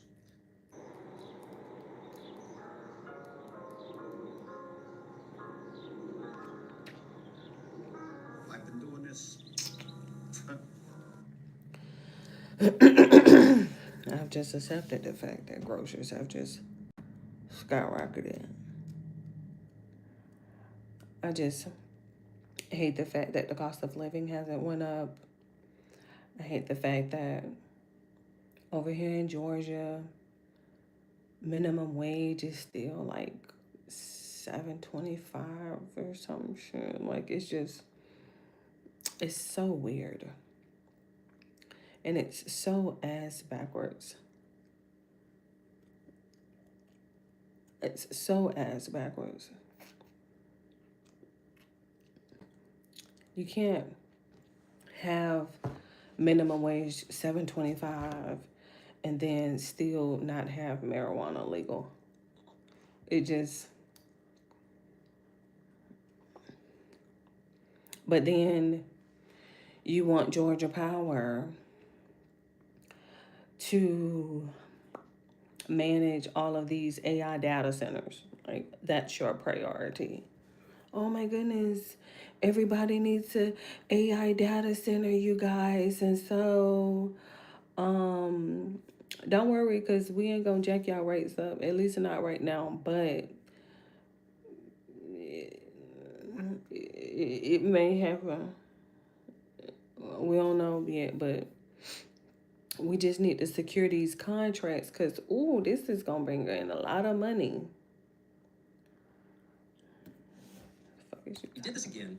It's not exactly clear how or why we did this, but we need to find out. And there is great resistance to finding out. And you've noticed that in the last 36 hours since Joe Kent resigned as director of the National Counterterrorism Center, one of our top intel officials, because the attacks on him have prevented an honest conversation about what he's actually saying. And what he's saying is, and he says it clearly, we're going to ask about it directly in just a moment, Israel got us into this war. It's lobbying the United States, pressure the president, and its prime minister in Israel told the president, we're going without you. Join us, because if you don't, your troops in the region, your interests in the region, your citizens in the region will all be at risk. You have no choice. They led the way. That's Joe Kent's position. And rather than push back against that and say, no, actually, he's wrong, they're telling you to shut up. And why are they doing that? Well, there's only one reason people ever become hysterical and slanderous, start screaming at you rather than answering you. It's because they're lying. And the truth is, this is not the first time you've watched people in charge lie. This has been going on a long time. And lies give way to a whole bunch of bad things. More lies. Once you tell a lie, you bolster it with further lying. Hysteria, the fear of being caught lying. The rage and slander. If the person catches me lying, he wins in the zero-sum game of lying. I die. You go on the attack to cover your lies. And bad judgment. You can't make wise decisions on the basis of lies because they're not true. They're not based in reality. It didn't actually happen. Or in this case, it did happen, but you're pretending it didn't.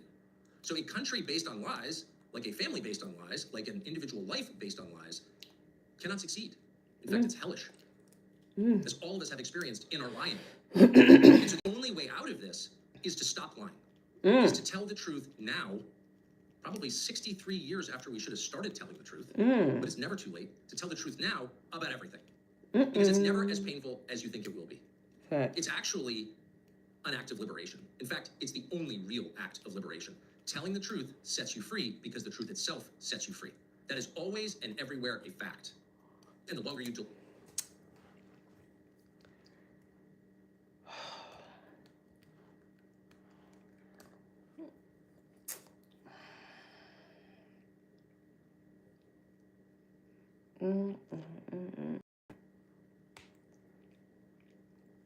That is such a powerful statement. That is so profound and just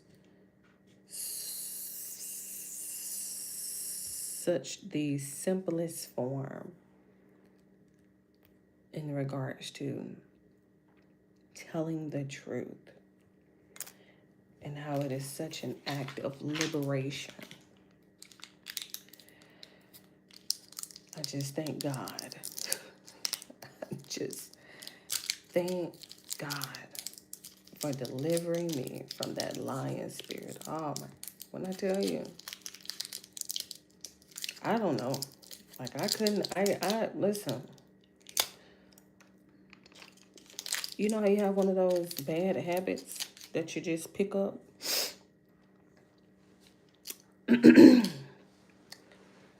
One of them bad habits that you just pick up and you just sort of get comfortable in it. You get comfortable in it. I don't know. I really don't know, like, where, how, why. I just used to be such a bad liar.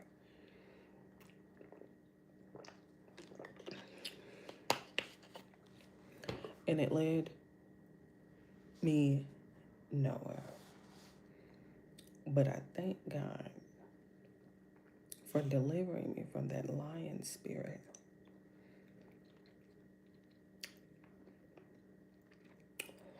Because the consequences is just...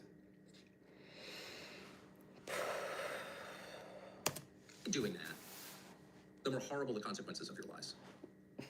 So let's hope that tonight, with this conversation with Joe Kent, is the beginning of the long overdue truth-telling. See what I mean? Which is the only thing that will save this country. And one final note about Joe Kent, who I spent the last 24 hours with. Joe Kent's resume hardly needs explanation because everyone is aware this is a man who deployed on 11 combat missions to the global war on terror. This is sort of the perfect representation of the GWAT generation. This is one of those guys we often celebrate, but too rarely hear from, who we sent out to fight the so-called war on terror that began on 9/11. And it's an entire generation of men who look and sound, for the most part, very much like Joe Kent. So, of course, doesn't care about security or he's soft on Iran. Joe Kent spent, well, the majority of his 20s and 30s fighting Iranian proxies, watching his friends get killed by them. So this is someone who's actually earned the right to speak about Iran and the war on terror. And of course, the National Counterterrorism Center. So he's thought a lot about terrorism in this country and the blowback from events like this. And we're going to ask him about that as well. But the other thing to notice about Joe Kent, and it may be his defining factor, is that he doesn't slander anyone. His resignation letter was not an attack on Donald Trump. It wasn't a promise to write a tell-all memoir about what he saw on the inside or to aggrandize himself or to get a job on a TV show or sell something. I asked him at dinner last night, what are your plans? None. He did this purely because he believes, as he'll explain in a second, this is the only way to save the United States from certain disaster. Tell the truth. Air the secrets. Be honest for once in decades about what is actually happening. Things that everybody who lives here suspects are happening. In some cases, we're probably wrong. We've come to wrong conclusions. That's okay. Tell us what actually happened. Tell us why you did this. And let's reorient this country where it should be, which is around its own citizens. Make the decisions that you make based on one criterion. Is this good for my people or not? In the way that a father would lead his family or an officer would lead his troops. It's not complicated. Everybody wants that. That's not a partisan question. That's a human question. And that's the question Joe Kent is posing. Why can't we do this? Why can't we say this? It's not attacking anybody. Joe Kent himself does not attack anybody. But this is a last-ditch attempt, not simply to save the country from disaster in Iran, but to save the country, period. And as you listen to him speak, ask yourself, is this a man who's working for Hezbollah or is an egomaniac or a leaker? Or is this a man who says very little when he has nothing to say, who speaks straightforwardly and with honesty, self-evident honesty? There's only one meat stick I trust.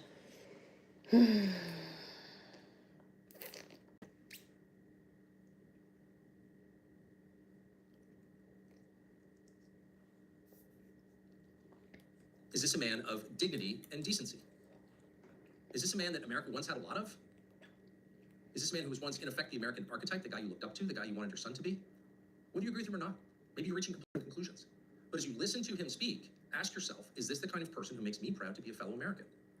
Because it's really a referendum on us. If we can't see that Joe Kent, whatever you think of his opinions, is the kind of man this country should be producing and should be elevating and should be proud of, if we can't see that, then we've failed the test and we've lost. But judge it yourself. Here's Joe Kent. Joe, thanks a lot for joining us. So I appreciate this. So I want to go through. How old is he?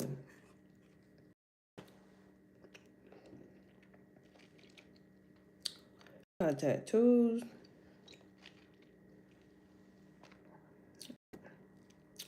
Muscle shirt, button up. Look like he got abs. He got chest, pull-ups, push-ups, belt, hair. Yummy. Yesterday, as you resigned as director of the National Counterterrorism Center, and basically through the big points and give you a chance to explain them. You've been spoken for quite a bit over the last 24 hours. So I think it'd be really helpful to all of us if you would, if yourself and flesh out some of these points. I'm just going to read the first one. Not in good conscience support the ongoing war in Iran. Iran posed no imminent threat to our nation. Iran posed no imminent threat to our nation. How did you reach that conclusion? I think this is key. This would be more challenging to explain had the Secretary of State, the President, and the Speaker of the House not come out and said that we conducted this attack at this time because the Israelis were about to do so. So that takes away the argument that there was an imminent threat, as in Iran was planning to attack us immediately. That just simply did not exist. May I ask you to pause? And so I've heard people say that, and this just happened, but history has a way of getting rewritten in real time, and then you look back 10 or 15, 20, 25 years later, and no one seems to understand the things that you saw because they've been eliminated. So I think it's important to stop and say, here's what we actually know. So I'd like now, if we could, just to play one of the statements that you alluded to, and that's from Marco Rubio, the Secretary of State. And this was shortly after this war commenced. And he was explaining, as this has happened, in a thoughtful, precise way, why. Here's Secretary of State Marco Rubio. And so the president made the very wise decision. We knew that there was going to be an Israeli action. We knew that that would precipitate an attack against American forces. And we knew that if we didn't preemptively go after them before they launched those attacks, we would suffer higher casualties and perhaps even higher those killed. And then we would all be here answering questions about why we knew that and didn't. Okay, so that is his almost contemporaneous explanation. And it's not offhand. He reasons it out. He explains there's a logic chain there. And he says, we knew not that Iran was going to attack. He did not say that. Right? Israel. We knew that Israel was going to attack Iran, and in retaliation for those attacks by Israel against Iran, Iran might attack American forces. So the imminent threat that the Secretary of State is describing is not from Iran, it's from Israel. Exactly. And I think this speaks to the broader issue who's in charge of our policy in the Middle East, who's in charge of when we decide to go to war or not. In this case, with what the Secretary described, and later on the President, later on the Speaker of the House, and the way the events played out, the Israelis drove the decision to take this action, which we knew would set off a series of events, meaning the Iranians would retaliate. Now, I think there's a potential there where we could have done several different things. We could have said to the Israelis, no, you will not. And if you do, then we will take something away from you. I think that it's fine that we offer defense to Israel, but when we're providing the means for their defense, we get to dictate the terms of when they go on the offensive. Otherwise, they stand to lose that relationship. And the Israelis felt emboldened that no matter what they did, no matter what situation they put us in, that they could go ahead and take this action, and we would just have to react. So that speaks to that relationship. But also, it just shows that there was a lobby pushing for us to go to war. I know we'll get into that later on in the statement, but we had a real potential, I think, knowing what we know of the Iranians and how they react, and in particular, how they react to President Trump's leadership.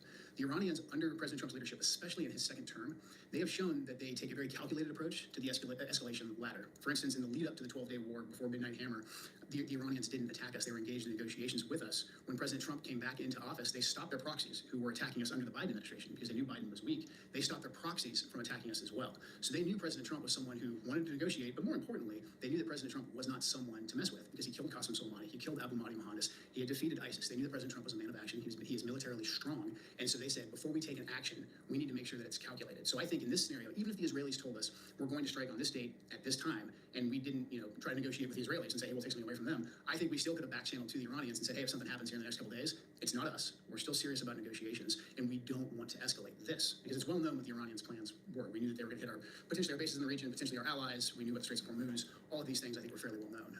And the Houthis' ability to close the Red Sea, which is not yet done, but which would be catastrophic Yes. to the world. Everybody knows somebody who has had an unexpected tragedy. You lose a parent, a spouse, and that person, to compound the tragedy, didn't have life insurance. It's bad enough.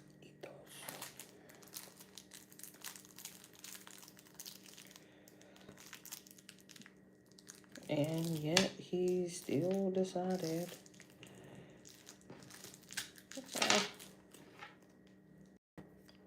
Let's go to war. It's like, come on, bro.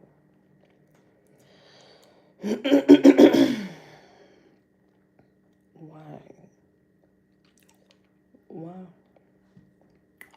get involved?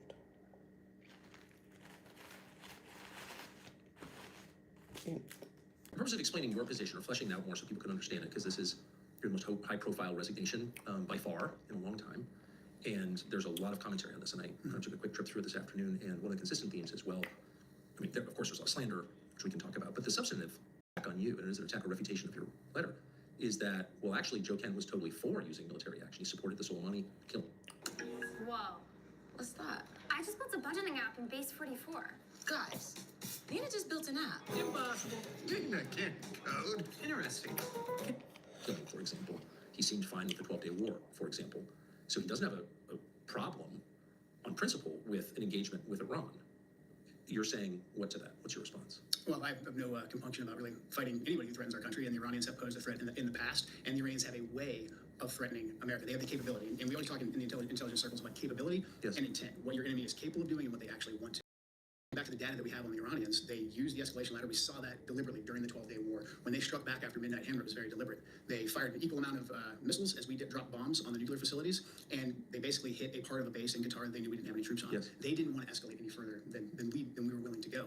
But also, the Iranians, when they pose a threat to us, they usually do it with their proxies. And if their proxies stick their heads up and their proxies come after us, this is basically the Trump doctrine, we hammer them, and we hammer their high-profile leaders. Qasem Soleimani was highly effective and highly revered in Iran because the previous presidents, prior to President Trump, Obama and Bush, let Qasem Soleimani run around, raise proxy armies, kill Americans, and no one ever did anything to him. President Trump rightfully killed Qasem Soleimani. We got his deputy, Abu Mahdi Mohandas, who had American blood in his hands, took them off the battlefield. But then President Trump stopped. He took those two key players off the battlefield, and he said, I'm not going to further escalate with Iran unless you escalate with us, knowing that if we struck Iran and we truly struck the regime, that would only strengthen the regime.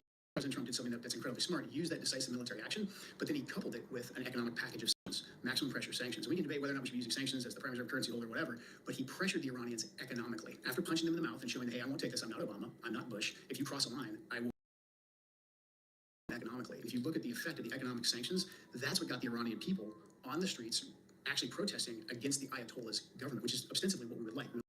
a bottom-up regime change where we get rid of the Ayatollah, but it's the will of the people, and they have a new successful government that's what we can deal with. The one way to throw that all out the window, and this isn't just Joe Kent's opinion, many scholars, and I think a lot of intelligence assessments have been written about this too, I know for a fact they have, is that if we struck the regime, it would only strengthen it. And that's not, I think that's just basic common sense. I mean, I think of myself, and probably you're in this camp as well, we didn't like Joe Biden, we didn't like Barack Obama, but if an outside force were to come in here and try and topple them while they were the president, I would 100% rally around the flag.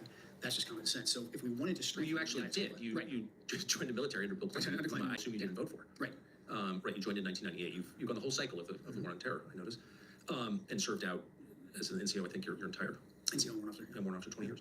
So, and I should just say, I hate ever to refer to a man's resume as like a data point because your ideas exist separately. But in this specific case, meaning you spent most of your time fighting Iranian proxies. Yeah, a good deal of it. Yeah. So you're aware of the threat from Iran. You have personally used violence against that threat. Yep. A lot of it, I think. And you supported the president's policy up until fairly recently. Right. You said that a lot in public. In fact, you went to work for him. He hired you. Yeah. Right. But intel is the central question. Imminent threat. Now, the president has said many times to many people, including the public, Iran can't have a nuclear weapon. I'm sure he must have said that to you. You don't have to say it, but he said it to everybody. Is that fair? That's fair. Yeah. They can't have a nuke. Let's just start here. They can't have a nuke. Okay, got it. Everyone agreed with that conceptually. Was Iran on the verge of getting a nuclear weapon? No, they weren't, 3 weeks ago when this started, and they weren't in June either. I mean, the Iranians have had a religious ruling, a fatwa, against actually developing a nuclear weapon since 2004. That's been in place since 2004. That's available in the public sphere, but then also we had no intelligence to indicate that fatwa was being disobeyed or it was on the cusp of being lifted. The Iranian strategy, it's actually pretty pragmatic. The Iranians are obviously aware of what's taking place in their region, and their strategy was to not completely abandon their nuclear program because they saw what happened to Muammar Gaddafi in Libya when he said, hey, I've got no more nukes, I'll do what you say, I'll give up my nukes. And Nobel Peace Prize? Yeah, we regime changed him, and he was executed by his own people in the most horrific way. Sodomized by a bayonet. Right. Okay. So that's the lesson I think that the entire region took from that when Hillary Clinton. Unfortunately, that's what the neoliberal warmongers, that's the lesson that they showed everyone in the region. And then conversely, if they came out and said, okay, we've got a nuke, whether they were bluffing or not, Saddam Hussein, Iraq right next door. So they kind of hung, I think. He was hung by his own people, after a bloody, war that's still essentially going on inside of Iraq. So the Iranians' position, when viewed from the lens of the region, was actually fairly pragmatic. They were preventing, themselves from developing a bomb, but they still wanted the ability. They wanted the ability to enrich. They wanted the ability to have some components so that they weren't completely stripped of it. And when we always assessed that they were either several months or a year, 2 years away from actually being able to develop a nuclear weapon. And that's not because the Iranians are stupid people. I think we can tell right now that the Iranians are anything but stupid. They had the ability, I think, that the brain power to actually develop one, or they could have simply traded a ton of oil with Pakistan or someone else to actually get a nuclear weapon. They were not doing that. We had no intelligence to indicate that they were. Then why was the president, was he told that they were on the brink of it? Why at the beginning of every conversation about Iran would the president say, I don't want Iran to have a nuclear weapon? Why was that the central question when, and you would know since you were the director of the National Counterterrorism Center, why would he say that if there was no intelligence or evidence that they were actually developing a nuke? So, a couple things. This is what I talk about in the letter about this ecosystem of information that's laundered through a lot of prominent neoconservative types that are very sympathetic to the Israeli cause, and then also Israeli government officials who give us things in semi-official channels.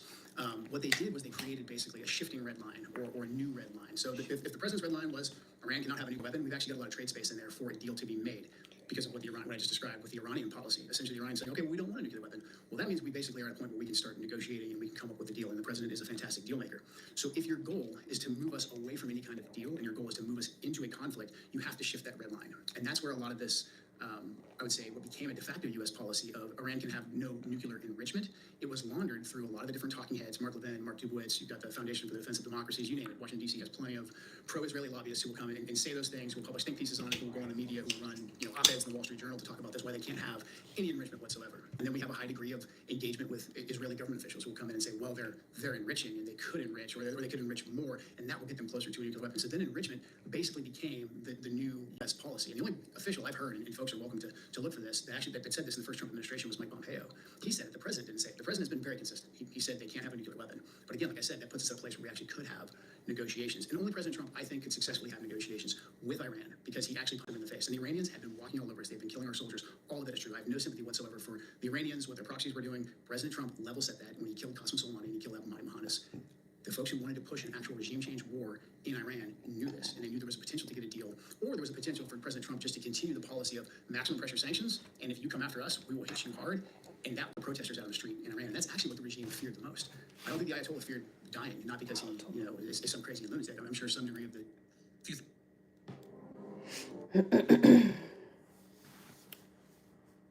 It's a sleep mask?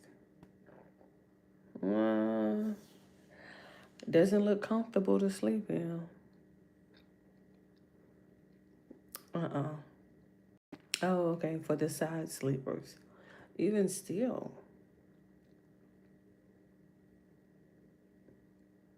Let me see.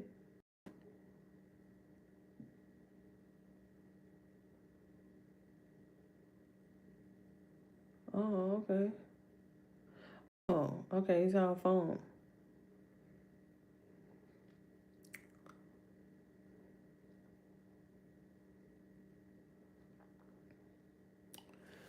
I like the fact that it can adjust because you know everybody's eyes aren't like symmetrical. I'm just saying. Some people's eyes be all the way over there. Some people's eyes be all the way right there.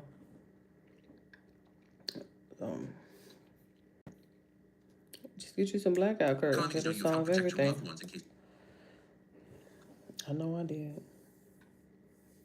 I know I had to get me some because, man, oh man. My neighbor and this damn, what is it, floodlight? Whatever the fuck that light is. Yeah, right. When she got her back porch light, she got this light on the side, and it's like directly in front of my light, in front of my window.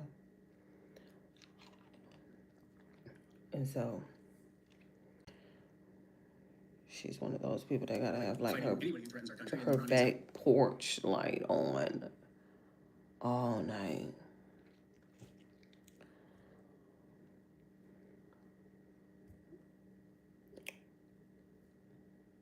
And so, depending on when she remembered to cut it on, and then some, I don't know if it's motion activated or something, because like sometimes it just will go off at like 6 o'clock in the morning. I'm like, I got blackout curtains. And the Iranians have a way of threatening America. They have the capability, and we always talk in the intelligence circles about capability and intent. What your enemy is capable of doing and what they actually want to do. Just a heads up, I am not watching it all 2 hours. Oh my goodness. This is one of those interviews, right, where you just have to put it on some headphones and be washing the dishes, be cooking breakfast, be doing laundry. You just be having, you know what I mean? Like, this is one of those interviews. And again, back to the data that we have on the Iranians, they used That's why I sped it up deliberately during the 12-day war. When they struck back after Midnight Hammer, it was very deliberate. They fired an equal amount of missiles as we dropped bombs on the nuclear facilities, and they basically hit a part of a base in Qatar that they knew we didn't have any troops on. Yes. They didn't want to escalate any further than we were willing to go. But also, the Iranians, when they pose a threat to us, they usually do it with proxies. And if their proxies stick their heads up and their proxies come after us, it's basically troop doctrine. We hammer them, and we hammer their high-profile leaders. Qasem Soleimani was highly effective and highly revered in Iran because the previous presidents prior to President Trump, Obama, I was trying to find his commercial. Run around, raise proxy armies, kill Americans, and no one ever did anything to him. President Trump rightfully killed Qasem Soleimani. We got his deputy. Okay, I got it. Because that's really the only justification I think most Americans would accept for a preemptive war. Certainly. Otherwise, just like a war truly is done because Bibi told you to, and no one wants to get behind that because it's obviously illegitimate. So imminent threat. You're saying that there was no intelligence that you saw with the highest level clearance, obviously involved in this conversation, that showed an imminent threat from Iran to the United States? No, unless we took certain actions, unless we came after them in a way that they thought threatened the regime, then we basically knew what they were going to do. Well, okay, but then, right, of course. But like any country, so if you attack any country, we know that they're going to have a reaction. We face an imminent threat once we attack you. For sure. But there was no intelligence that said, hey, on whatever day it was, March 1st, the Iranians are going to launch this big sneak attack. They're going to do some kind of a 9/11 Pearl Harbor, etc. They're going to attack one of our bases. There was none of that intelligence. Again, back to what we know about the Iranians. They're very, very deliberate with the escalation ladder. And again, they're only deliberate under President Trump's leadership because they knew and they took President Trump very, very seriously. So, I mean, I just think it's a remarkable thing to nail down because you're not some guy on Twitter.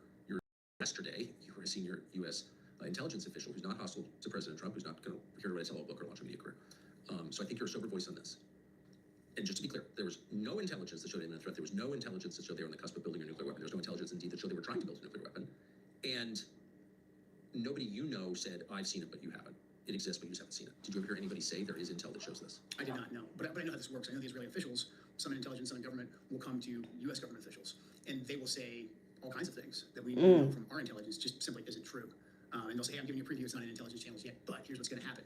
And that doesn't usually come to Wait a second. I mean, I thought that U.S. policymakers made their decisions on the basis of intelligence collected and or vetted by our intelligence. That's why we have intelligence agencies that soak up hundreds of billions a year.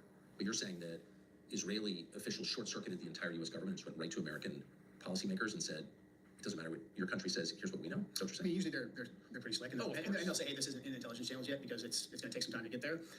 And here, they're on the cusp of building a bomb. You know, they're going to, I don't know, you pick your topic. A lot of times they'll sample different things until they find what sticks. But in general, the narrative about, you know, they're going to do a preemptive attack, or really just they're going to build a nuclear weapon. And if we don't stop them now, they're going to build a nuclear weapon. And enrichment is the pathway to that. They're going to continue enriching at whatever percent. Enrichment became the narrative, and so that hung up in that short circuit and really sabotaged the entire negotiation. First of all, we're at 102, 1.773, 463. It's 773,000, 773,000, 463 views. If the whole starting point is I got a mint. Again, that had nothing to do with the nuclear weapon. The Iranians essentially agreed to that. So the Israelis came in, they moved that. Thank you for the thumbs they would do a up, lot you to say, well, they're guys. enriching. You know what that means? That means in X amount of time. Let me see.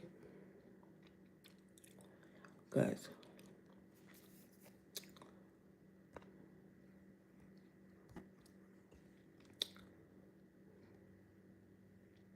Okay, it was just Miracle. I'm like, to make sure. I'm like, move that jet. Move the jet. You could have a nuclear bomb. You have to ask now. And then the way the ecosystem would work is that the talking heads on TV, you know, your Mark Levin's, Sean Hannity's, et cetera, they would say basically the exact same thing that night on TV, or there would be a piece written in the Wall Street Journal, the New York Times, that would say something very, very similar. Yet, if you looked in classified intelligence, we didn't see any of that. See what I mean? Neuroscience proves the last thing you need is another productivity hack. Hi, Look my name at is that Cal, doggone. and I mean, that must have been such a weird experience for you, Bizarre. since you have He said access bizarre. to the biggest and most powerful, probably the best intelligences in the world, and you're seeing people say things as fact when you know that they're not facts. What was that like? Infuriating. And I think that's why, in general, in the lead up to this last iteration, a good deal of key decision makers were not allowed to come and express their opinion to the president. Not allowed by whom? I think it's important for me right now just to stay on the facts. I don't want to point names. I don't want this to become a name calling, or this guy did this on this day. But any leader has gatekeepers, and so you're saying that you were prevented from bringing this information directly to the president by gatekeepers. Well, there wasn't a robust debate. So in general, because our assessment really hadn't changed, we would send those up through intelligence channels. Everyone's kind of reading the same intelligence, but then what actually gets briefed to the president can be very, very different depending on who and how it's delivered. And without a level set from the intelligence community, someone like D.N.I. Gabbard coming in and saying, Mr. President, like, here's the full scope of the intelligence and what it means, you're kind of lacking that sanity check of where we're at, or at least a good sampling, to gauge how accurate what the Israelis are saying is. And that process, in my view, was largely stifled in the second iteration. There was robust debate and robust discussions leading up to the 12-day war into Midnight Hammer. But this second round, to me, and I'm sure others will refute this and disagree with me, was conducted by just a handful of small advisors around the president. That is true. I believe what you're saying is true. My sense, though, and you would know more than I, is there weren't a lot of people directly around the president who work at the White House, the principals, who were making an aggressive case for this war. Do you think there was there a majority of his top 10 advisors who were saying we must do this now? I think the circle that was around him was very, very tight and very small, and I think they were all on the same sheet music. And I think a lot of them were getting their information from the ecosystem that I described. And I think we'd be in a different place if we would have talked about the actual what the intelligence picture is and what our interests. So Israeli government talking points laundered through Fox News and the Wall Street Journal, is that the ecosystem you're talking about? Yeah, the Israeli officials coming in and basically either ahead of time or after the fact saying the same thing, like the enrichment is going to get them into the bomb in a set amount of time. Do you believe that you and the D.N.I. yesterday had as much FaceTime with the president as Israeli officials did? I don't know. I don't know that for sure because I don't know exactly how frequently the Israelis were engaging directly with the president. It did seem like Benjamin Netanyahu was, obviously it was all public that he was in the White House. Quite a bit, quite a bit. And then his other officials as well, Dermer, et cetera, those guys were in, they were making phone calls, just a lot of engagement from them. And again, when we would hear, or you'd hear what they were saying, it didn't reflect in intelligence channels, even intelligence that we shared with the Israelis were giving us in many cases. So there was a clear gap between, the intelligence and then the information that the president was given and the decisions that the president was making. I don't want to put you in an uncomfortable position. Obviously, you're not going to divulge anything that's classified. I don't think you would. You definitely shouldn't. because there are people who hurt you for that, and you shouldn't. So without encouraging you to do that, I think it's a commonplace. It's understood in Washington. I've heard from many people who work in your business that a substantial portion of our information touches Israel at some point. Either it's collected by them, it is shaped by them. It's not purely American. Is that fair? Do you think it's fair? Especially in the Middle East, I would say. I mean, look, the Israelis are tactically very proficient. Yes. They have a very competent intelligence service, and there's a lot that we can learn from them in the craft of intelligence. Yes. So they're very proficient. They're very good. However, whenever we get information from a liaison service, I think it's incredibly important to realize that it could be given to us to influence us as well as to inform us. And the way that I would see Israeli information, in particular coming from senior officials directly to our senior officials, that just wasn't given frequently enough. And there's a lot of times, some of this is just because of bureaucratic practice, but a lot of it I think is just we feel very comfortable with the Israelis. A lot of them are dual citizens. They sound like us. They don't feel foreign. We kind of go into a more complacent mode where we trust a lot of what they have to say, not keeping in the back of our mind that they have their own agenda and we have our own agenda at the end of the day. Now, I'd say a lot of times we have the same agenda. It's very, very, I think, tactically the same when it comes to fighting Hezbollah, when it comes to fighting terrorism, sure. But when it comes to what's our strategic goal in a war that's going to have ramifications for our nation, for the region, for global energy supplies, I think most folks right now, the Pentagon and intelligence agencies, they would say us and the Israelis actually have a different objective here. I don't believe that our objective has been clearly defined because we're shying away from regime change. The Israelis are not shying away from regime change. They want to knock out lock, stock, and barrel the current government. They don't seem to have a plan for what comes next. Well, that was my next question. I think you would have heard tell of such a plan. So if you're going to take out government, I think it's fair to ask what replaces it. And I've asked a bunch of people, many people, this question, never gotten any answer whatsoever other than there's no plan. The Israelis don't have a plan because they don't care. Do you think that's fair? I think that's completely fair. I think as Americans, rightfully, we want a clear stated objective and end state for war. I think that's something that was born out of the GWOT, was born out of the Vietnam era. Americans want to know why we're going to war, what the end state is, and they can get on board in general if that's clearly articulated. That's not the case with Iran. The Israelis are different. I think a lot of times, again, because a lot of them speak English, they culturally feel the same, but the Israelis have a much different.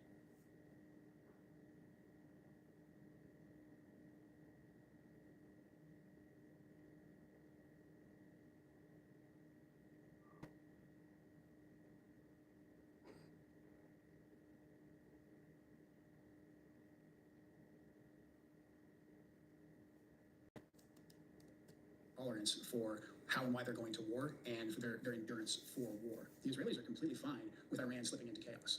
That means that the Ayatollah and the IRGC can't really threaten them anymore. Hezbollah's money might be cut off in their head. And so complete chaos in Iran, it's not necessarily a bad thing for the Israelis. For us, for global energy, Straits of Hormuz, our partners in the GCC, mass migration problems in Europe, this is a major problem. It's a catastrophe for the world. For the world, yeah. Hate to brag, but we're pretty confident this show is the most vehemently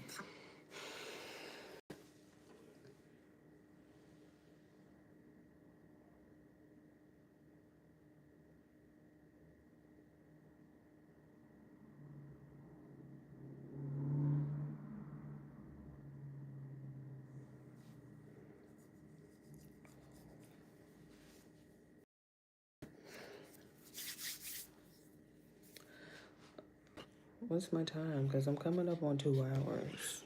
Okay. So remember, and I'm at 49 minutes. So I did pretty good. Don't worry, I got my headphones in the bed. So I can definitely finish watching Tucker and Joe Kent. It does, like I said, child, you gotta put that on, honey, and be moving. But look who I have with me today. Oh my goodness. The power of your attitude. Get him off the screen. Oh my goodness. Check out Stan. I believe it's Toller, but And so, what I'm going to try to do, okay? Listen, I'm saying that I'm going to try because I'm thinking about OBS, right? And how OBS works. And I know that it might be like a very tedious process trying to take a picture of like each page. Especially, hold on, I'm finna try it and see while I'm here. Because with OBS, you have to, you gotta be on OBS to try it.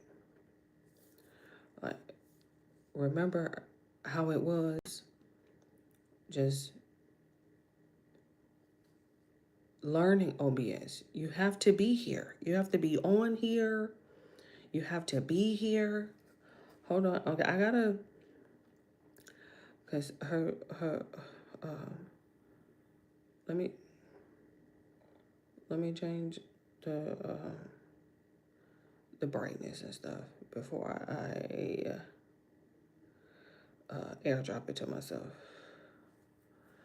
Okay, so I took a picture of it, and if I'm going to read it via OBS, I'm gonna have to go through the tedious process of taking a picture. I have to go through the tedious process of taking a picture. Okay, I have the photo. Just give me a second. I am going to see.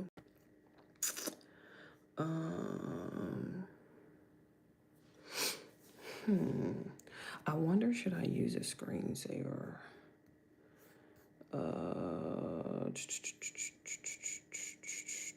Oh, wait, hold on.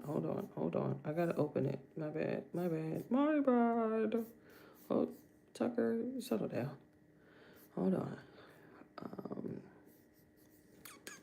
I have to open it. I didn't open it. Okay, so the problem though is the pictures. Like, I have to, what I have to do is I have to figure out how to get it to scroll. And it doesn't necessarily have to be like automatic scroll. But what I would like to do is, hold on, I'm gonna take another picture.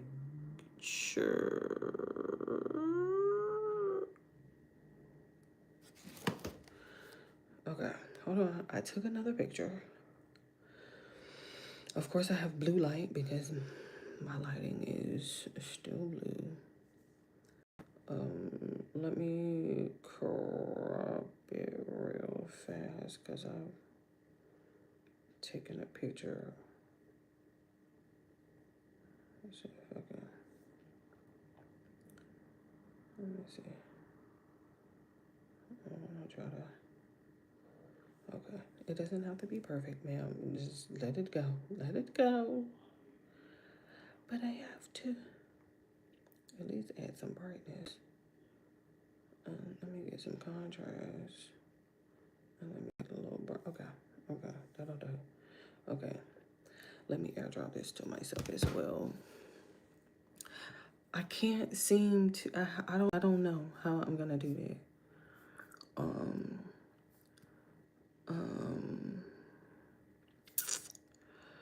I wonder if I make a folder. Give me a second. Let me see if I can. Goodness gracious. Hold on. What is this? Is this preview? Oh, man. Hold on, give me a second. Let me see if I can make a new folder.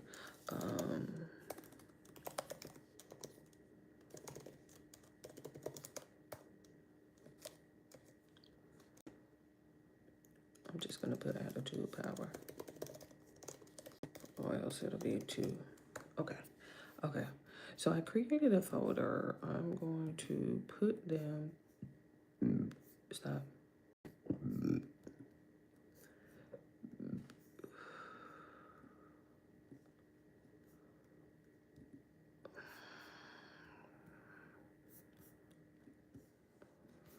I've just, hold on, give me a second. Put them in the folder.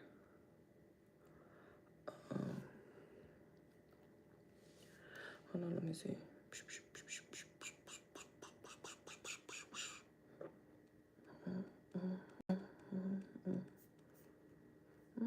I'm just trying to.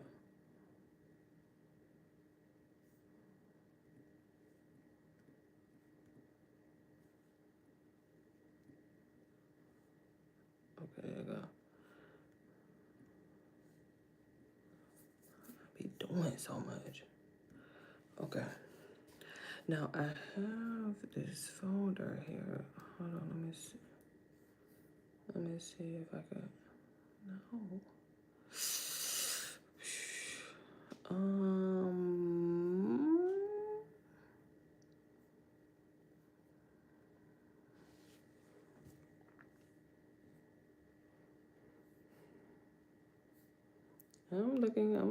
I'm looking.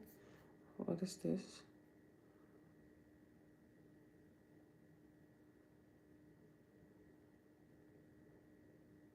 No, that's not what I want. What is this up here? No, that's not what I want either. What is this?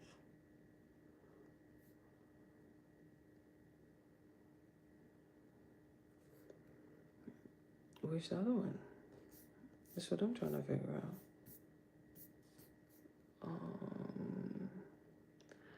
When I open a document, where does it open to? Let's see. What is this? What is? Who is this? Is this preview? Preview. Let me see if I can open this to preview real quick and see. Hold on real quick. I was trying to, cause I'm on. Okay, I was making sure you want all of my business.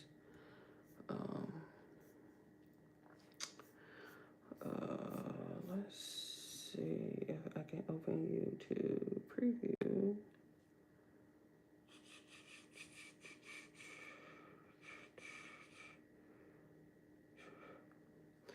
I have to get it in the correct place first, so that way when I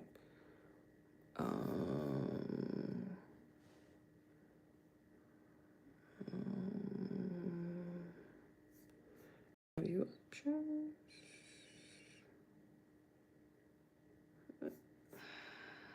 No. She doesn't even give me this opportunity to like, what's quick actions? Customize, no. Import, no. Maybe I want a picture of them. I can't seem to find what it is I'm looking for. Okay, hold on. Let me go to preview and see if exactly. So where is it? Why is it that? What are you trying? Okay, hold on, let me see. Okay.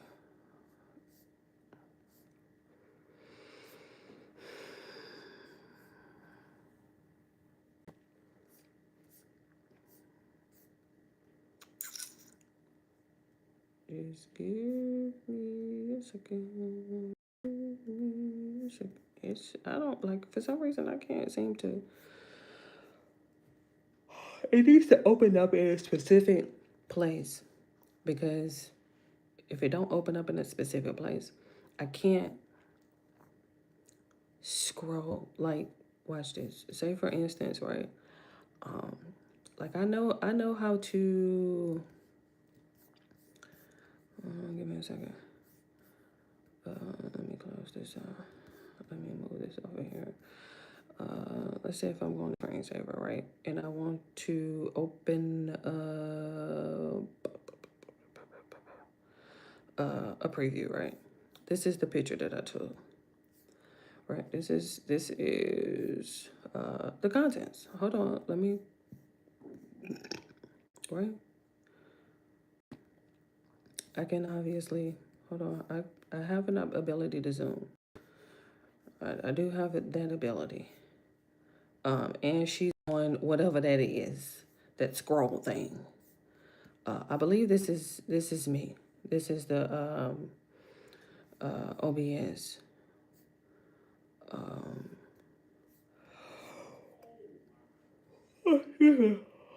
That's an OBS thing. That scroll thing, child, it's somewhere. I don't feel like looking for it right now. But you could change it. So say for instance, if I'm reading, right? Like I have the book here and I'm reading. With OBS, you can take a picture of the page right? And I can read along on my computer. Technically, I won't even need the book. I can just be reading it on my computer. The problem is when it's time to go to the next page, I just want to scroll. I just want to scroll. I just want to click, boop, go to the next page. That's all I want to do. I don't want to have to exit out of this, because this is obviously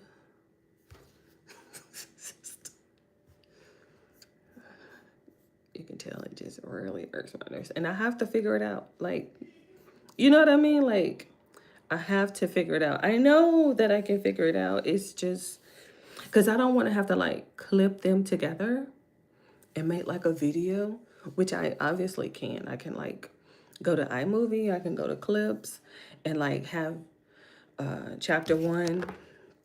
I think the first part is you have why you need this book. It's like, I want to say it's just a page. Like, it's just, I know, but it's just the page. Well, front and back page, right? And then he has another one, the gift of a great attitude, where it's about 2 to 3 pages. And then we get into like, because he didn't really, they're not chapters. It's like part 1, part 2, and part 3. And then he breaks them up into chapters. Or mini chapters, so to speak. I know, I'm coming up on my 2-hour mark. Oh my goodness. So what I have to figure out, right? I have to figure out how to get 2 pages, 3 pages. However, I have to figure it out, and then I have to somehow because like I said, if I clip them all together, then it's going to be like a start, pause. I really don't want to do that. I really just want to like put it all together and like, so I'll have to, you have to excuse me. This is a MacBook Air, and I use this computer to go on YouTube and play music. That's it. And OBS. Other than that, should be too advanced for me, honey. But I do know how to like form fill. Like, I do know how to go on here and like complete documents and stuff like that, which that is a game changer. You know, because I mean, I still have a phone, and you can still sign on your phone, initial on your phone. You know, like you can still form fill on your phone. But with the computer, click, click, click, click, click, click, that type, that home road key different. And so I have to get the pictures, right? And I have to, I was thinking I could get them in a folder. And then if I was to, like, say for instance, that's what I was doing just a few minutes ago. I was going to like a document, right, that I had.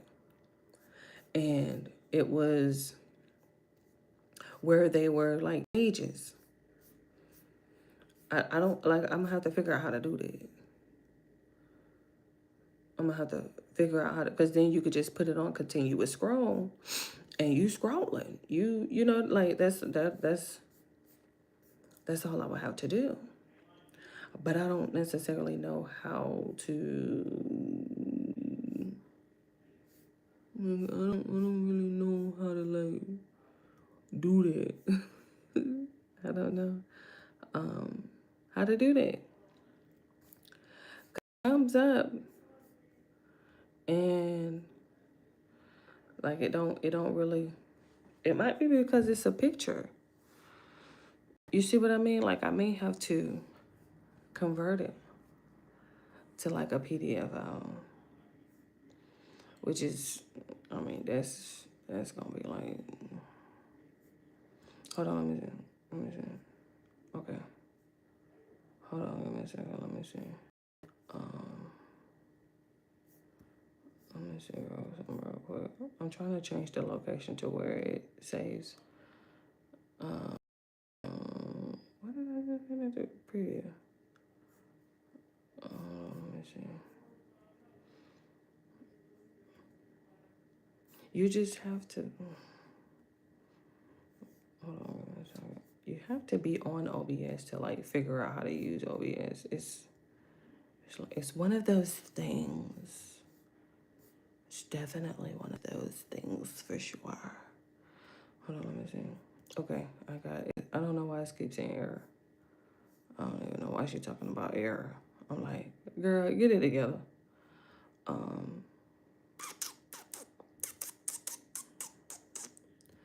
Okay, go to page. But I don't even have a page 2. I don't even know how to. I don't know. I will have to figure it out.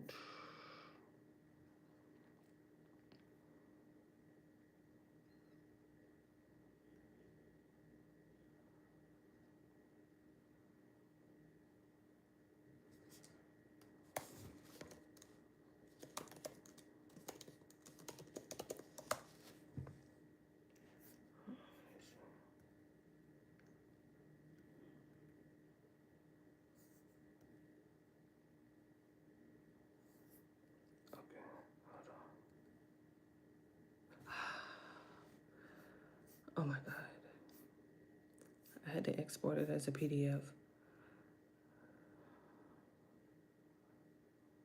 How am I supposed to add these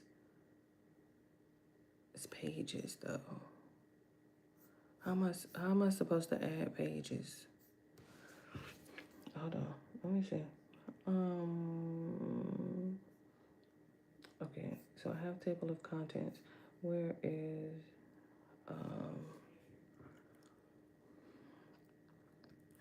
open it? Where did I go? It was an export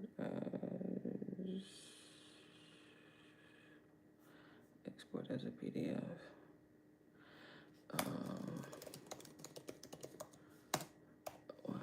Okay. And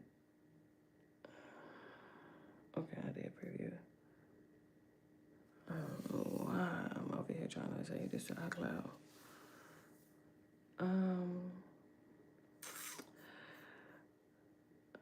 The problem is, how am I supposed to? There's an app. What is that app? I think I have an app that I use when you're trying to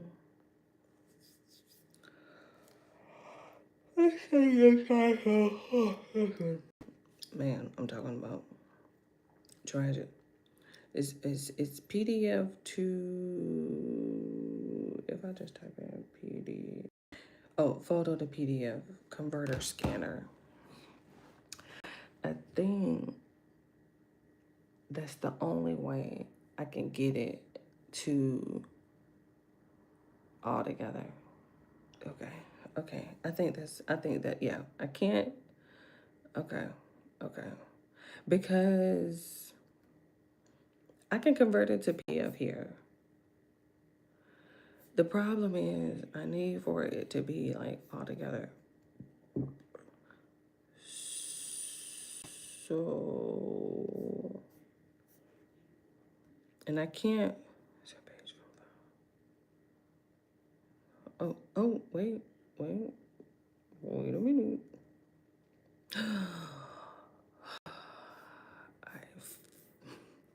I fucking figured it out, bro. Damn, that was crazy.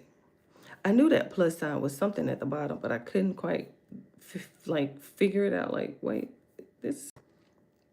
It wasn't. It was okay. All right. I told you, man, that OBS, she is a for sure. All right, okay, all right, okay, I got it. Now, all I have to do is... Okay, not that one. Wait, is that the same one? No, that's not it. Hold on. Let me change where I am. What the fuck am I? Hold on, I need to exit that one out. Is it still open somewhere? I was gonna say, how is that open? It's closed. I don't even know why the screen is. Hold on, let me find it. I fucking figured it out, bro.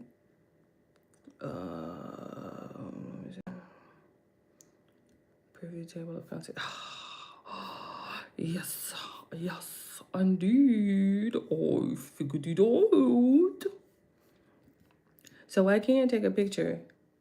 I will just have to convert it to or export it to my iCloud as a PDF. You know, like change it to PDF, which you can do. Okay, see, like I just wanted it to go. Okay. I was like, I don't need all the extra stuff. Like I don't need all the extra stuff. That's the blue light because I'm using the, you know, the blue light, the light. And so that's why I didn't change it for the second one. I was just like, I ain't got time to be doing all the edit. Okay, all right, okay.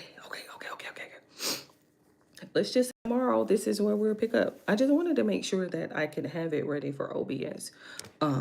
So I'll make sure sometime tomorrow. I'll take all my pictures. And then I will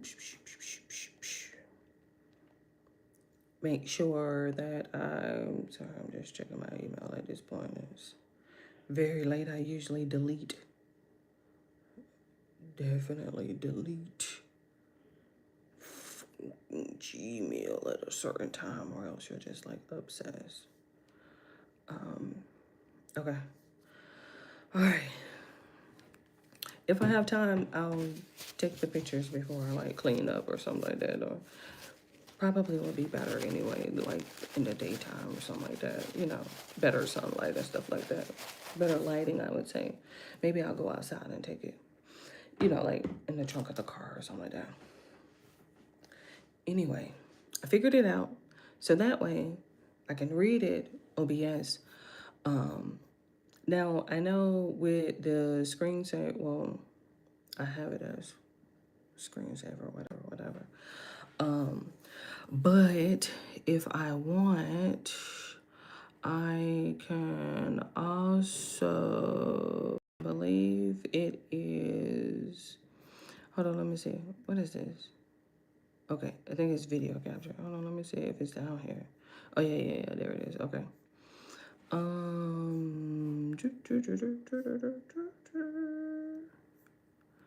Let me see. And then I just have to, move me, you know, like somewhere over here. So that way I can still be on the screen reading. And then I could also obviously zoom it in. I can always hide the sidebar. And then, so that way, you know, we're just reading. Now, I'm going to try to not be in the way, obviously. Like, it's just, you know, one of those things where you have to kind of find a place and kind of like stick to it. But once the words get on the screen, as far as like the chapters and stuff like that, it's one of those things where you can't like really gauge it, so to speak. It's just like a bummer. But at least I have all that set up. At least I figured it out and I went through it because I know how OBS is. It's very hands-on. You have to, you know, you just have to kind of just go through it live. Whoop-de-doo. Figure it out. It's no trial and error. It's just, hey, you want to do what again? Oh, okay. And so it was the whole, I need the pages to I want to just scroll. I want to just scroll. I don't want to have to change here and go. I just want to scroll, scroll, scroll. And so, but in the meantime, in the meantime, okay, love you.